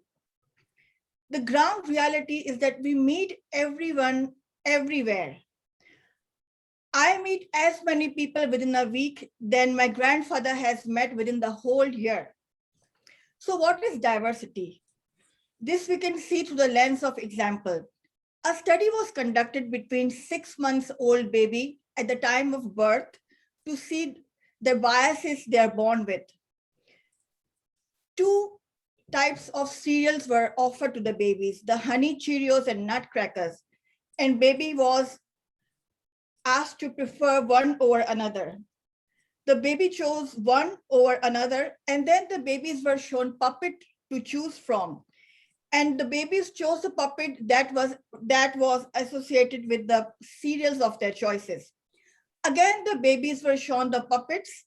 First, the puppets were helping each other, and second, the puppets were mistreating each other. 87% of babies has chosen the puppets that were mistreating each other, because the baby thought that these are the puppets who like different cereals, and in the sense that they are different to be mistreated. Therefore, we all prefer the ones who are like us. And we are biased against the ones who are against us, who are not like us. For example, the refugees of the war were sent back home who doesn't look like them. Similarly, there are countries who does not welcome the foreign investors, even though they bring a lot of sales, investment, jobs. Also, there was a study conducted between 39 countries by the Peel Research Center, and they conclude that out of 39 countries, 32 of them has agreed on single definition of Islam, whereas rest, which does not agree, were called as puppets and misguided ones. Therefore, what is diversity? Diversity is everywhere, in our language, in our clothes, in our environment, in politics, in schools, in universities, in our jobs, in our workplace. Affirming diversity and accepting diversity is pluralism. So pluralism is a not only notion of diversity, but it is coexisting with the diversity. This we can see through the evolution that we have made since we are here in Canada. For example, I came here 12 years back from Eastern country, Pakistan. Since then, when we came here, I tried to maintain my identity and my familiarity and try to add value into the system by engaging in work, by engaging in different places, different classes, different groups of people, neighbors, and try to bring in value into the community, into the group. And eventually, the embracing diversity and pluralism, we can bring diversity throughout our community, throughout our system, and in our jobs as well. Another example is that diversity is in arts around us. Imagine a life without an art. We see art everywhere, in the cell phones, in laptop, in digitals, in books. The art is throughout our life, which is a very powerful form of diversity. Art is also is in the songs we sing. We sing different musics, different groups of singers, different age group, different languages. All these are powerful things of arts. For example, on Instagram, a picture of George Floyd was shown, and with a bomb building of Syria. By looking at those pictures and form of art, it triggers our emotions, whether we acknowledge it or we don't acknowledge it. These are venues and avenues that triggers our emotions. Then pluralism is also inclusion.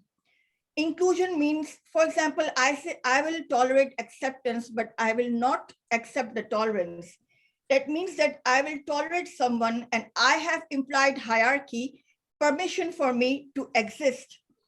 And acceptance is walking side by side, not ahead of you. This means that keeping the power differential, and not that I will say that since I have power to tolerate, so it's up to me to tolerate or not tolerate, but keeping everything at the same level. In conclusion, I would like to say that diversity and pluralism is an opportunity. It's a blessing. We must do extensive research, see things from different perspectives, from other people's perspective, do a research. It's a bondage. It's a powerful authority, rather than we take it as a negative, which can create troubles because of different views of people. every day we can practice diversity since we are in the pandemic and we are stuck at homes and instead of be outside, we are inside more. So we can see different movies in the Netflix. We can read different authors. We can enroll in different musics of different languages, different countries. We can cook different foods, meals of different countries. These are all ways we can involve in diversity. And it is a strength, it's an opportunity, and we must embrace it in our everyday life to become strong, to increase our productivity in everyday life. Thank you. Thank you, Toastmaster Asmina, for that excellent speech. Now we will remember to embrace diversity and pluralism. Thank you very much. May I invite our second speaker, Toastmaster Angela Lansbury. She is speaking on the project Effective Coaching Level 5, Demonstrating Expertise, High Performance Leadership, First Speech. May I ask her evaluator to read the project purpose statement. Toastmaster Asmina Gulani, please.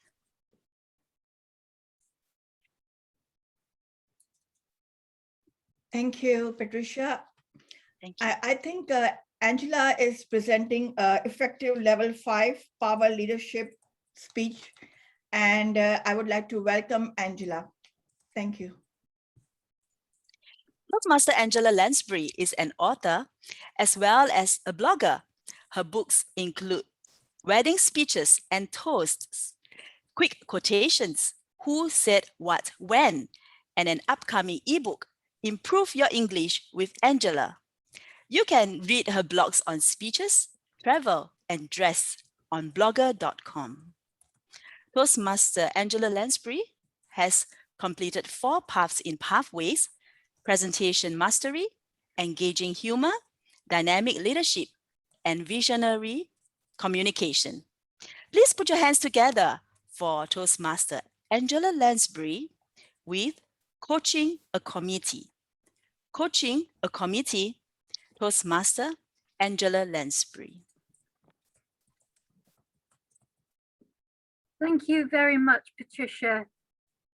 Fellow Toastmasters, challenges. I had a challenge in the year 2019. I had 2 challenges because our venue disappeared. The community centre was closing down and I was spending a lot of time going around trying to find a new venue. Meanwhile, I had no previous president to advise me. Her mother died and her boyfriend and she had split up and she left Toastmasters. So I was starting in a real mess of my year, and I was also area director as well as president. Now from this, fortunately, along came COVID-19 as well. And this happened just when I went back to England and I found my house entirely wrecked by burglars with the windows and the doors smashed in and every book and item of clothing on the floor. And you can imagine how it took most of the time I was back in London trying to sort that out. And also my son and daughter-in-law now were trying to get married. Meanwhile, I had to plan ahead. So now when I'm looking at the next year, what am I thinking? I am thinking that a club has to have its whole year mapped out. I've heard from other clubs saying, this is what you do. You plan your entire year, you plan every workshop so that you have, for example, if you've got 12 months and you've got 24 meetings, you have 12 workshops. You have a theme for every meeting. You have the instructions for every member of the committee And I learned from Eminent that you have a speech to be given by the Toastmaster of the day with the names of the people put in, and the agenda is printed off. And the president should have or the VPE, whichever is doing it, should have the agenda or the program for the meeting arranged a week in advance. Now, oh, well, that's all very well, you say, but then things go wrong at the last minute. Yes, but what you can do is you can say to every person, when you take on this role, if you drop out, you have to find a replacement.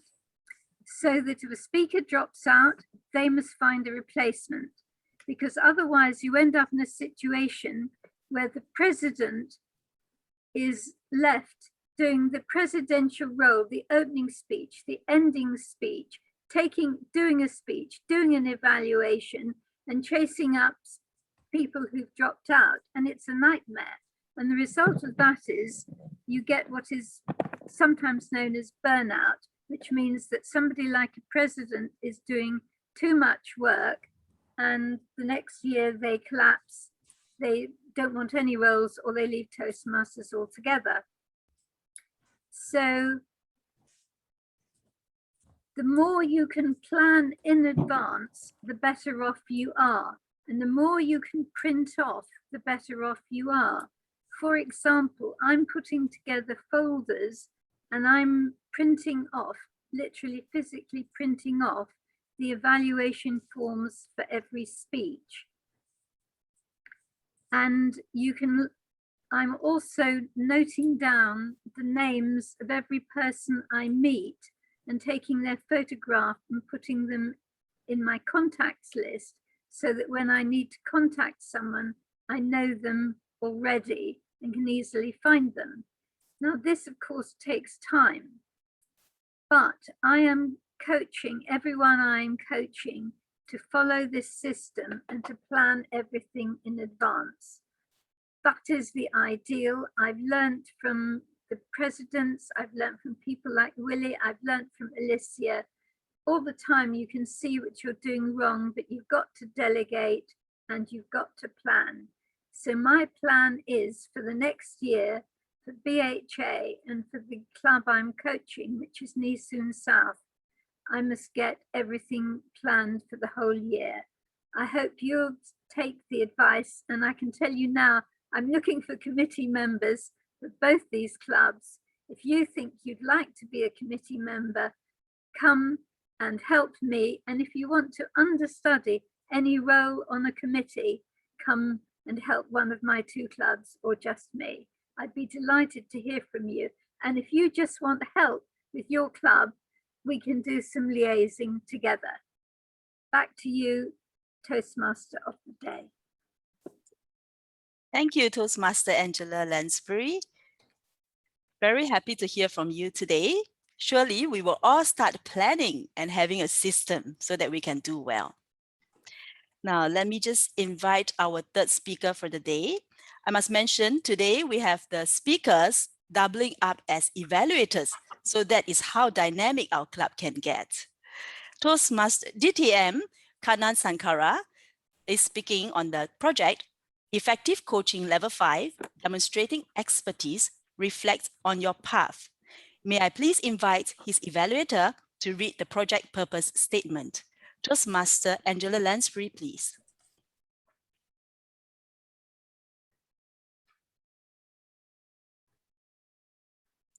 Yes, hot off the printer.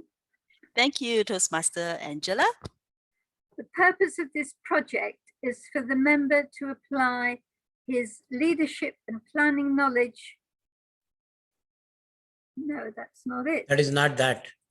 This is a reflect my path. I can Right. read it off. You read it and I'll fill it in. I've got it here. Sorry, I'm reading my own. You read it. No, actually, I don't have. Okay, this speech. This is evaluation and feedback. Sorry, this is evaluate, reflect my path. The purpose of this project for the member to reflect on his or her growth during the completion of the entire path. So the speaker need to share some of his experience during the journey when he traveled through this path. So I'm going to talk about my speeches in the effective coaching path, some of the special speeches in the effective coaching path. Can I start my speech? Are you able to hear me properly, and are you able to see me clearly at the eye level? Yes, we can see you well and we can hear you well. But just hold on. Let me just introduce you. Thank you. Has he pinned the timer? Yes, pin the timer, please. Your DTM Kanan Sankara's speech is 10 to 12 minutes. 10 minutes. At the 10 minutes mark, the timer will turn green. At the 11 minutes mark, timer turns yellow. And 12-minute mark, it turns red. DTM Kanan Sankara loves to travel. He lives in Baltimore, Maryland, USA with his wife, Janaki Kanan. They have a son who is studying at Johns Hopkins. Tonight, he will reflect on his journey, completing the effective coaching path. Please put your hands together for DTM Kanan Sankara with Reflect My Experience in Effective Coaching Path. Reflect my experience in effective coaching path, DTM Kanan Sankara. Thank you, Madam Toastmaster, Madam Evaluator, fellow Toastmasters, and distinguished guest. I have found that my journey for the last 2 months in the effective coaching path definitely enhanced my learning skills. There are 15 projects in total. This is the 16th project, but I am going to talk about 4 specific projects that I did specific to effective coaching. I would like to share some of my experience while I did this project, and I also want to share what I understood on these speeches. Very important. First, let me start with the Reaching Consensus project. Reaching consensus is one of the most unforgettable moment in my career. It is very difficult when you are working as a team to reach consensus, because everybody wants to make sure that their input and their ideas are implemented as it is. But when you are reaching consensus, we may have to give something and we have to take something. I want to share my real-time experience from one of the IT projects. This project, I gave it outside the Singapore Online Toastmasters. There was a production support component in my IT project. We had outsourced the production support. They worked during the night of the US time. The on-site resources from US needed to provide support from 7 a.m. to 7 p.m. from US, and the remaining time will be supported from offshore. I have found, for various reasons, the on-site resources were not able to come to the office until 9 a.m. This became a huge issue because offshore resources need to go home after their work. So I had suggested first, employees on rotation work 2 hours each. No one agreed to the plan. I said just 2 hours. It is on rotation. Every employees can take their turn. They said no. Then, okay, while we brainstormed with the team members, I had suggested, and I came up with a great idea, I thought, and I said that we can do with a plan. We can make the production support in shift. One shift is 7 to 3, another shift is 8 to 5, and last shift is 10 to 7. I thought I have solved the problem. To my surprise, everyone liked the suggestion, but everyone wanted only the 7 to 3 shifts. This is like changing the support system from 7 to 7 to 7 to 3, because no one wanted other shifts. Employees traveling for 60 miles to reach one way. In US, you can travel 60 miles in 1 hour. had a plea that if they take 7 to 3 shift, they can go home, they can beat the traffic, they can go home and spend the time. The people living close, they wanted to use the facility and they want to have a better afternoon with their kids. It was very difficult to reach a session.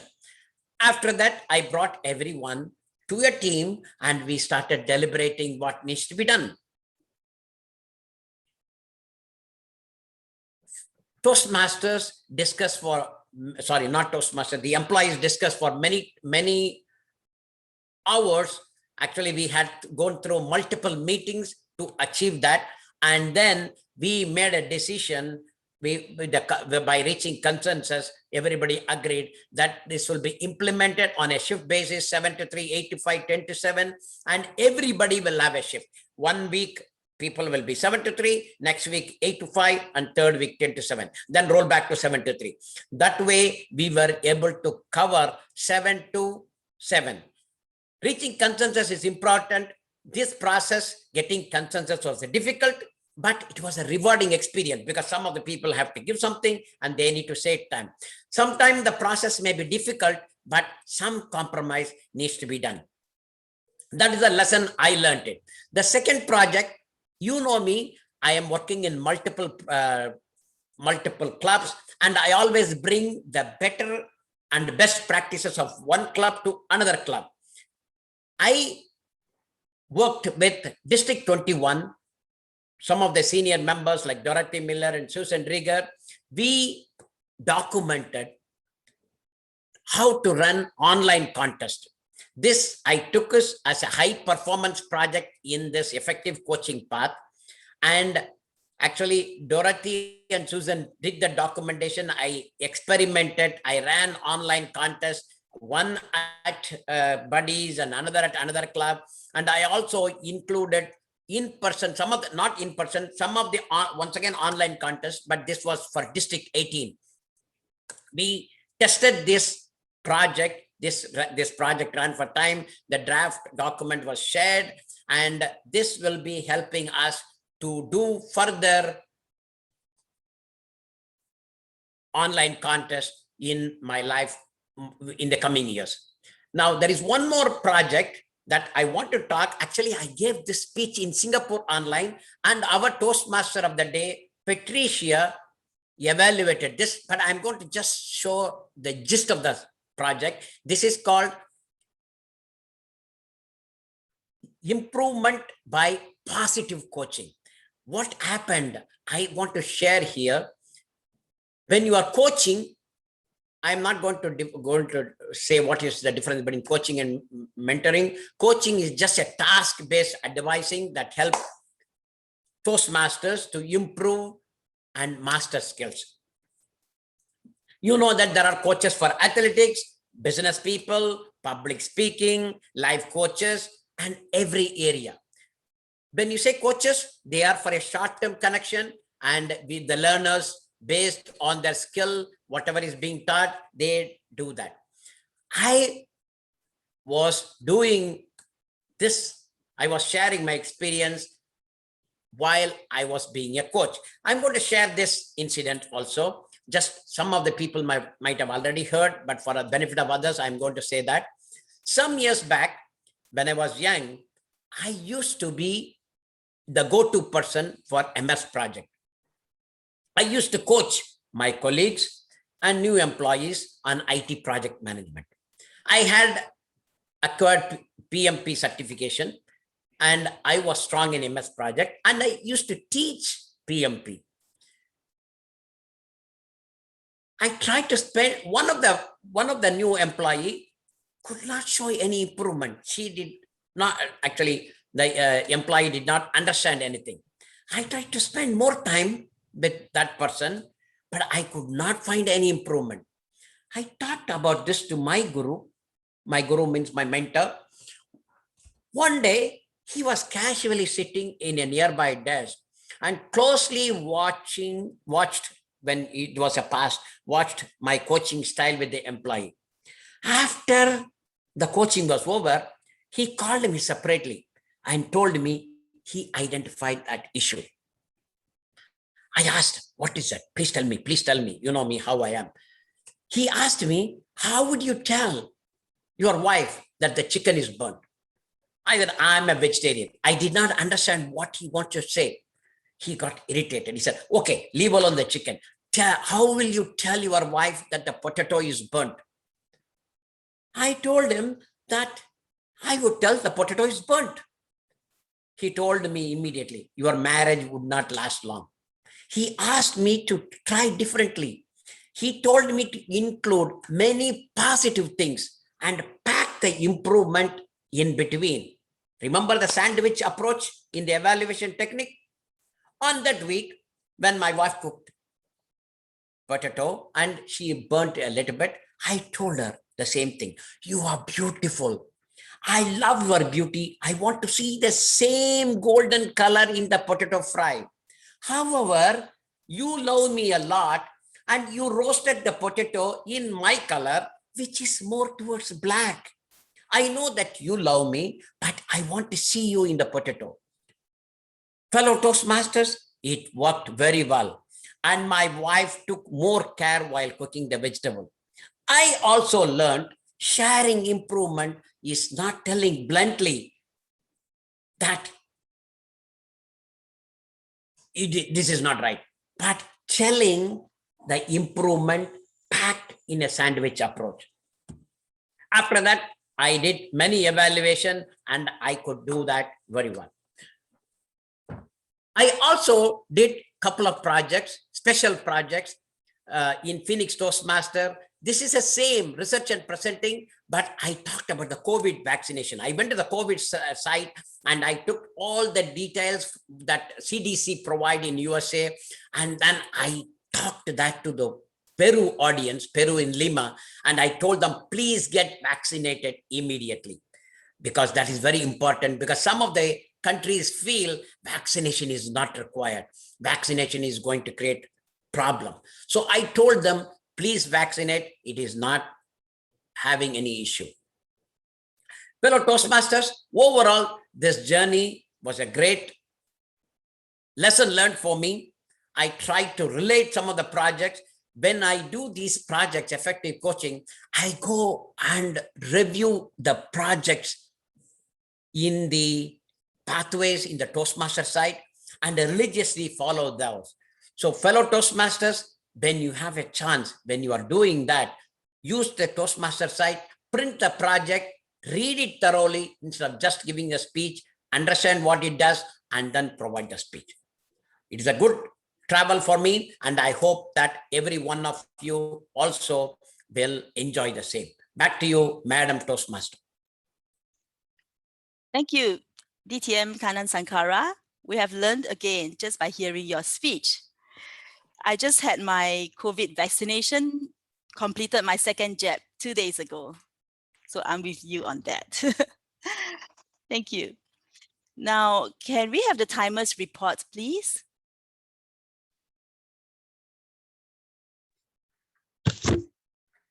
Okay, Asmina Gulani 707, Angela Lansbury 542, Kanan Sankara 1136.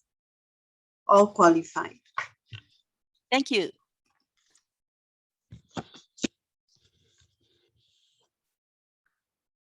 May I invite everyone to take the poll?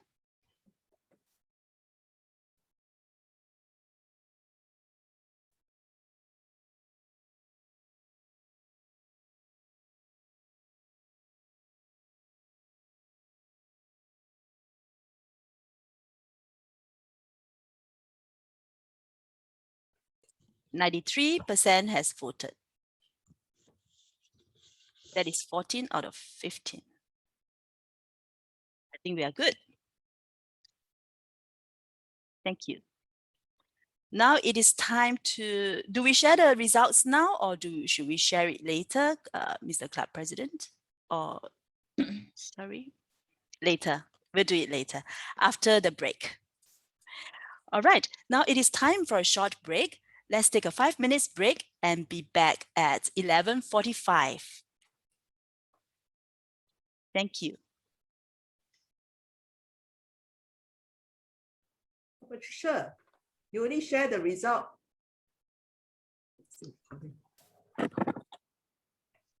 Or you. Welcome back, fellow Toastmasters and guests.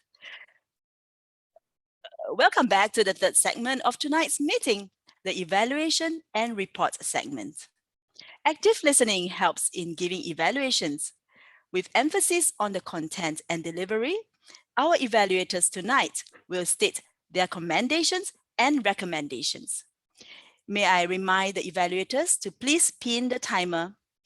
The evaluation will be 2 to 3 minutes. May I invite the first evaluator, Toastmaster Asmina Gulani.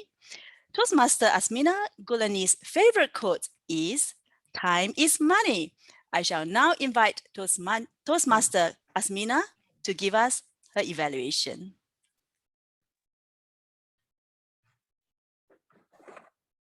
Thank you, Patricia, fellow Toastmasters and guests. So, Angela, I will be evaluating Angela, and I will tell you in 3 parts. First, you have given us the problems and challenges that you come across in 2019. And then you have given us the solutions to that. And then you went to call to action. The topic is really excellent topic you have picked. It is how to improve our system, the whole system of Toastmasters. Your gestures were good. Your eye contact was excellent. I felt as you were talking with me. You have audience awareness and you knew what is the purpose and how to achieve your goal. So very excellent speech today. So first you have told us the challenges that you had faced, that you couldn't find the venue of the community center which closed due to pandemic. And then there was other problems in families such as burglary in London, and then the person's mother has died and boyfriend has left, and your son and daughter was getting married. So all these problems were there, and the best option is to be resilient and optimistic, to have faith, see the bigger picture, and to be mindful to solve these problems with your best possible ability. And then you have given us the solution that we must plan the whole year in advance. We must keep some 12 workshops, must have print out. The solution that was very applicable was we must have print out to agenda and all our speeches. And then you have used analogy as nightmare and burnout. The president will get the nightmare and burnout because he has to do everything himself, not only speeches, not evaluation, but all the planning. So instead of that, we must have everything print out in advance. And then you have taken us to the solutions, that is to do everything print out in advance. And you will be coaching next year in soon, and to follow how to follow the system. And we'll be delegating all these roles. And then you have in the end invited us that you're looking for committee members who can participate and do this thing and plan ahead with you and can provide everything in print form. And you have invited it to your club and to other club as well. And then in the end, you have given an action that plan in advance more and print off with this, you'll be better you are. And this is the best way to go. This will not only save our time, but it will save our energy, and we will not feel hassleness in the end, and we can put our energy somewhere else, and we can do the work with our fullest potential, which is I think the best way and best call to action in this speech of today. Thank you. Thank you, Toastmaster Asmina. Distinguished Toastmaster Kanan Sankara started his Toastmasters journey in late 2012, eager to improve his speaking skills. He would like to speak professionally without any grammatical mistakes. May I invite DTM Kanan Sankara, please. Thank you, Madam Toastmaster, fellow Toastmasters, distinguished guests, and especially Asmina. Diversity. What a great topic. And you had nailed it out very well. So many places you shared, so many good things. We are biased against who are not like us. That's a real thing when especially for an immigrant, when he's going to a different culture and see what is going on there. Actually, you did a wonderful things. And you talked about countries do not welcome foreign investment. I'm not sure what you're talking about, but that is a small thing, but generally countries welcome. Great thing once again. And you talked about the arts and music and other things. Fantastic job. I could connect you very well. There are a lot of positive things in your speech. One is the connection with the audience. You did it very well. Your gestures were very appropriate. It came out very clearly and nothing was over. And you did everything right to the thing. What I would like to see, the call to action could have been better. Remember, this is a great topic. This is a persuasive speaking. You could take, our own Toastmaster has got diverse group. You could take that and you could take the Toastmaster philosophy, and the call to action should have been more finer, I felt, more appropriate. You could have persuaded us more to acknowledge the diversity and to respect each other's culture. I think that was a bit weak. That is once again my opinion. And last thing, I want to challenge overall. Record your speech and listen to your speech. Asmina, you could see that you are always speaking in a monotone voice. Try to record, and when you record with the there are some apps that tells you how flat is that. When you are using that, you will know that how to increase and decrease the volume as well as the pitch so that you could become an excellent speaker. Other than that, you did wonderful. You persuade us. You also shared personal stories. You talked about the children picking this, picking the right one, cereals, etc. Fantastic job. I am very eager to listen to your speech. But before that, record the speech and listen to yourself. Back to you, Madam Toastmaster. Thank you, DTM Kanan Sankara. Next, we have Toastmaster Angela Lansbury. Toastmaster Angela Lansbury conducts workshops and she teaches English as well as business English online. Let's welcome Toastmaster Angela to give us her evaluation.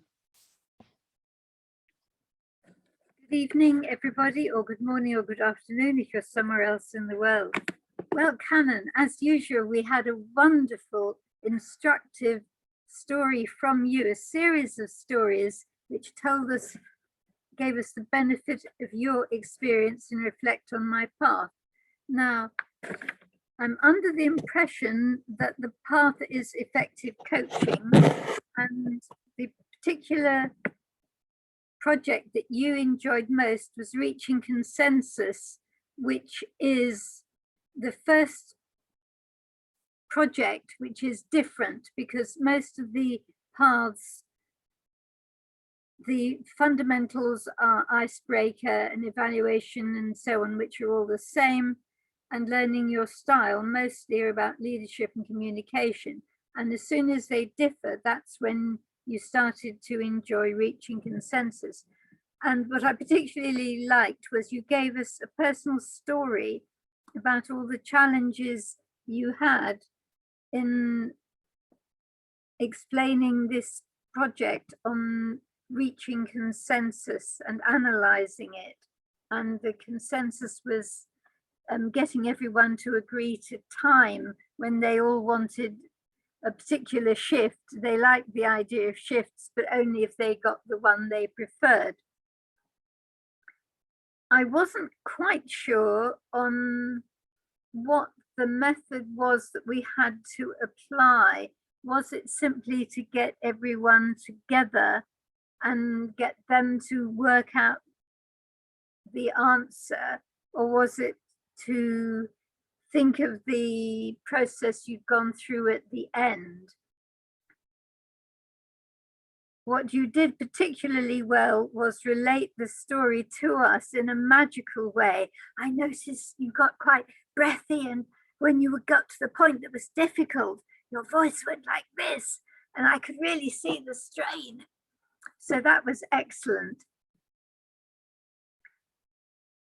Now, the next question is, how can we further improve it by telling us what the lessons are that you got to at the end of the path? This was the bit you enjoyed. So what are you telling us? Are you telling us that next time we choose a path, do effective coaching? Or are you simply telling us that was what you enjoyed most to share it with us?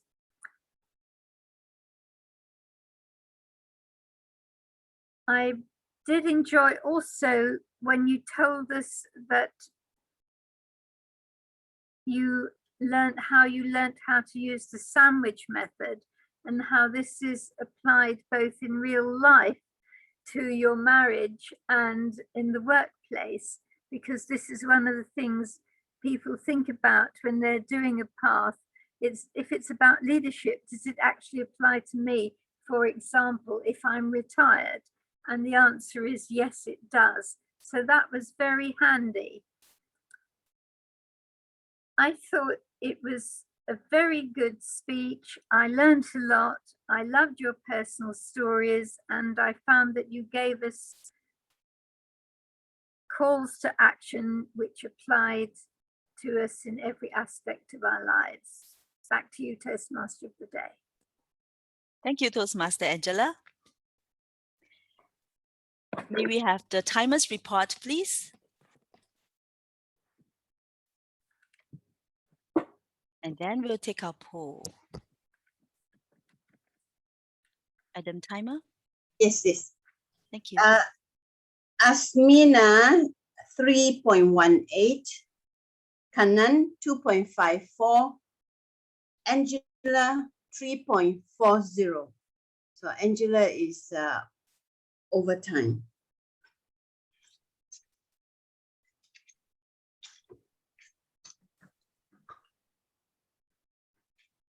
Let's take a vote.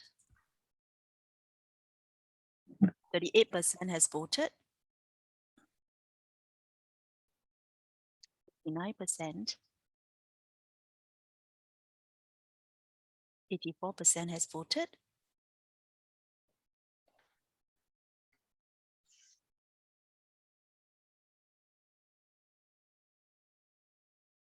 And 2%.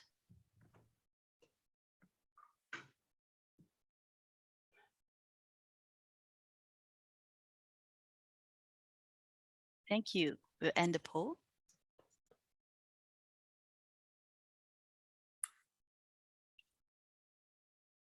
Ladies and gentlemen, would you like to know who our winners are? Drum roll, please.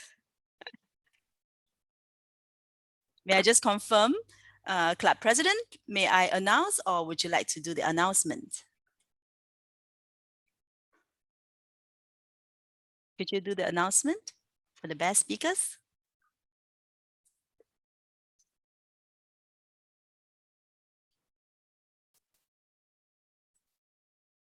I'll do it.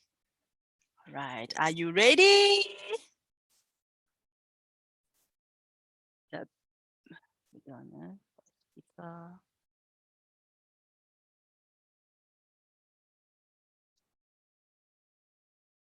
Sorry, can I have the results, Mr. Club President?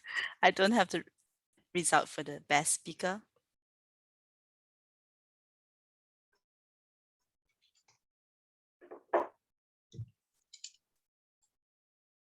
This is a very exciting moment for us.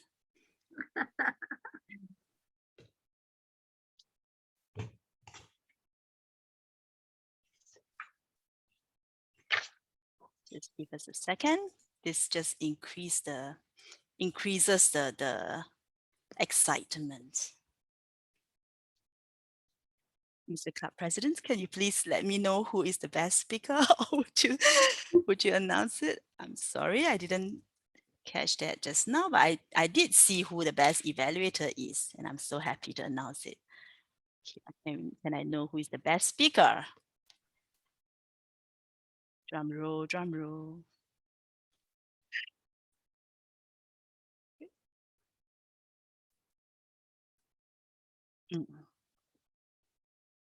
All right, the best speaker award goes to DTM Kanan Sankara.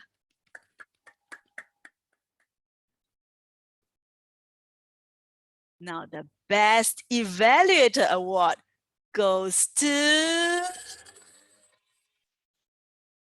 DTM Kanan Sankara. You've got a double award today. Thank you so much for sharing so much. Yeah, double winner. I am always very, very humbled by DTM Kanan Sankara's sharing, truly from the bottom of my heart. Thank you everyone for staying with us. Congratulations to DTM Kanan Sankara once again, and congratulations to all speakers for putting in the effort and for sharing with us what you have done today. We have really learned a lot just by listening to you. This is indeed a dynamic club. You have done the speaker role and you did the evaluator role at the same time. It is really not easy, and within such a short timing, really dynamic. I shall now invite our club president, DTM Willie Low, to give his closing address. Club President, Willie, please.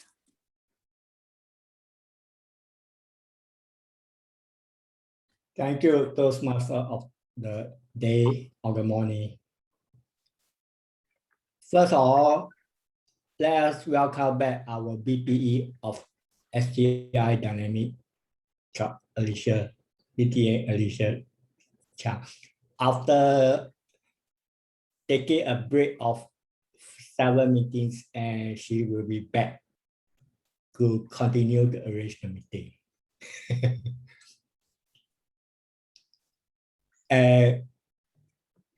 Let us give her a wave for her dynamic speech.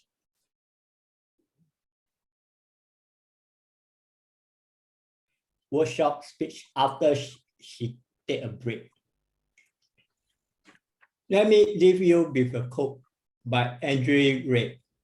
Achievement of your happiness is the only moral purpose of your life, and that's happiness, not pay or minus self-indulgence. Is the proof of your moral integrity, since it's the proof and the result of your loyalty to the achievement of your value. So, fellow Toastmaster, did you learn the moral purpose today? Before I call the meeting to a close, let us have the guest Toastmaster Landa Pa. Can I have your feedback?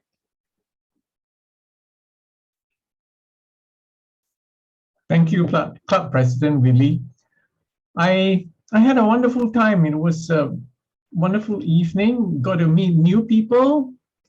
Got to meet Patricia, and like somebody else I've heard just now who said, you could have fooled me. You could certainly have fooled me. I wouldn't have believed that this is your first time as the TMD. Thank you, Lee, for organizing a wonderful table topic segment, and Alicia as well for well-researched and detailed presentation of your subject. Back to you, Willie.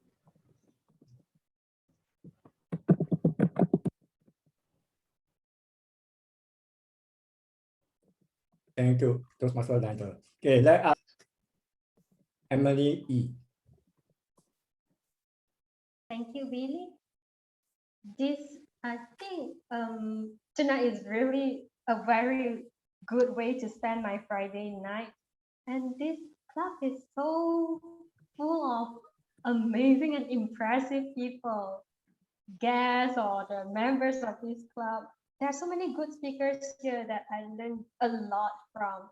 And I think today's workshop was also really insightful as well. Workshop by Alicia, and the table topic session was so fun. I think this could easily be one of the most enjoyable table topic sessions that I've ever had in Toastmaster. So thank you, Lee, for that. And one more thing, Patricia, I really, really love your voice. You know, the first thing I heard you speak, my first thought is, am I listening to radio? Your voice is just so nice. Yeah, so it's such an amazing night. Thank you to all of you.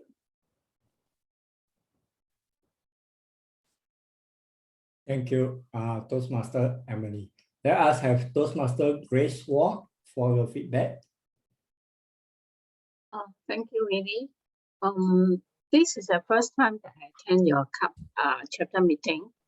As what Emily and the earlier Lyndon has shared, it's a very wonderful meeting, especially the table topic session. I think Bartley has been spent a lot of time to prepare all those slides, and she has planned ahead with all those program, and make the table topic is totally different from the other CUPs meeting, especially our CUP. So that is very, very well done. Of course, that you ran with the workshop and also the prepare speech, and make the children meeting is more rich than the other normal meeting. I really enjoy it. Yeah. Thank you, Toastmaster Grace. Toastmaster Kaushally. I can't pronounce your name. Can I have your feedback? Thank you, DTM. Lanka. So now Sri Lankan time is 9:37. So still we are at your meeting. It's Friday night, even though it is a day we are trying to be relaxed. We are still enjoying. Actually, I got this opportunity thanks to you, Willie. So really, field meeting we had today. I would like to join this meeting again and again. Thanks for the opportunity given. Really enjoyed. Very insightful education session and very impressive table topic session. Everything was well organized. Thank you so much for the Toastmaster. What a brilliant show you have done. Really enjoyed. Well done, team. We'll join again. Thank you. Control back to DTM Billy. Thank you, Toastmaster Kahaya. Okay, Toastmaster Kaushally. Can I have your feedback? Thank you. And I'm also from Sri Lanka. Myself and Kaushally, we are both from the same club. And we really enjoyed your meeting. First, the education session is great. And we really enjoyed the table topic session as well. And all those features are nice. We really enjoyed the meeting. This is the first time we are joining outside club, overseas club. And we really enjoyed it. So thank you so much.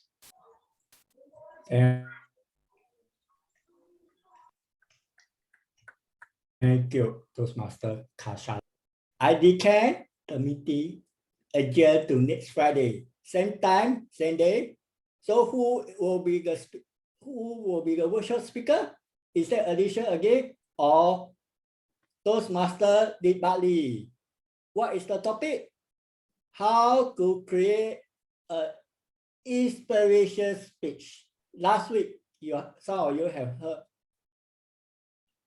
I delivered a speech, how to craft a speech to inform speech. So next week, we continue the next segment, how to create an inspiration speech. That will train you for the next year international speech. Let's declare the meeting adjourned. See you same time, same day. Bye.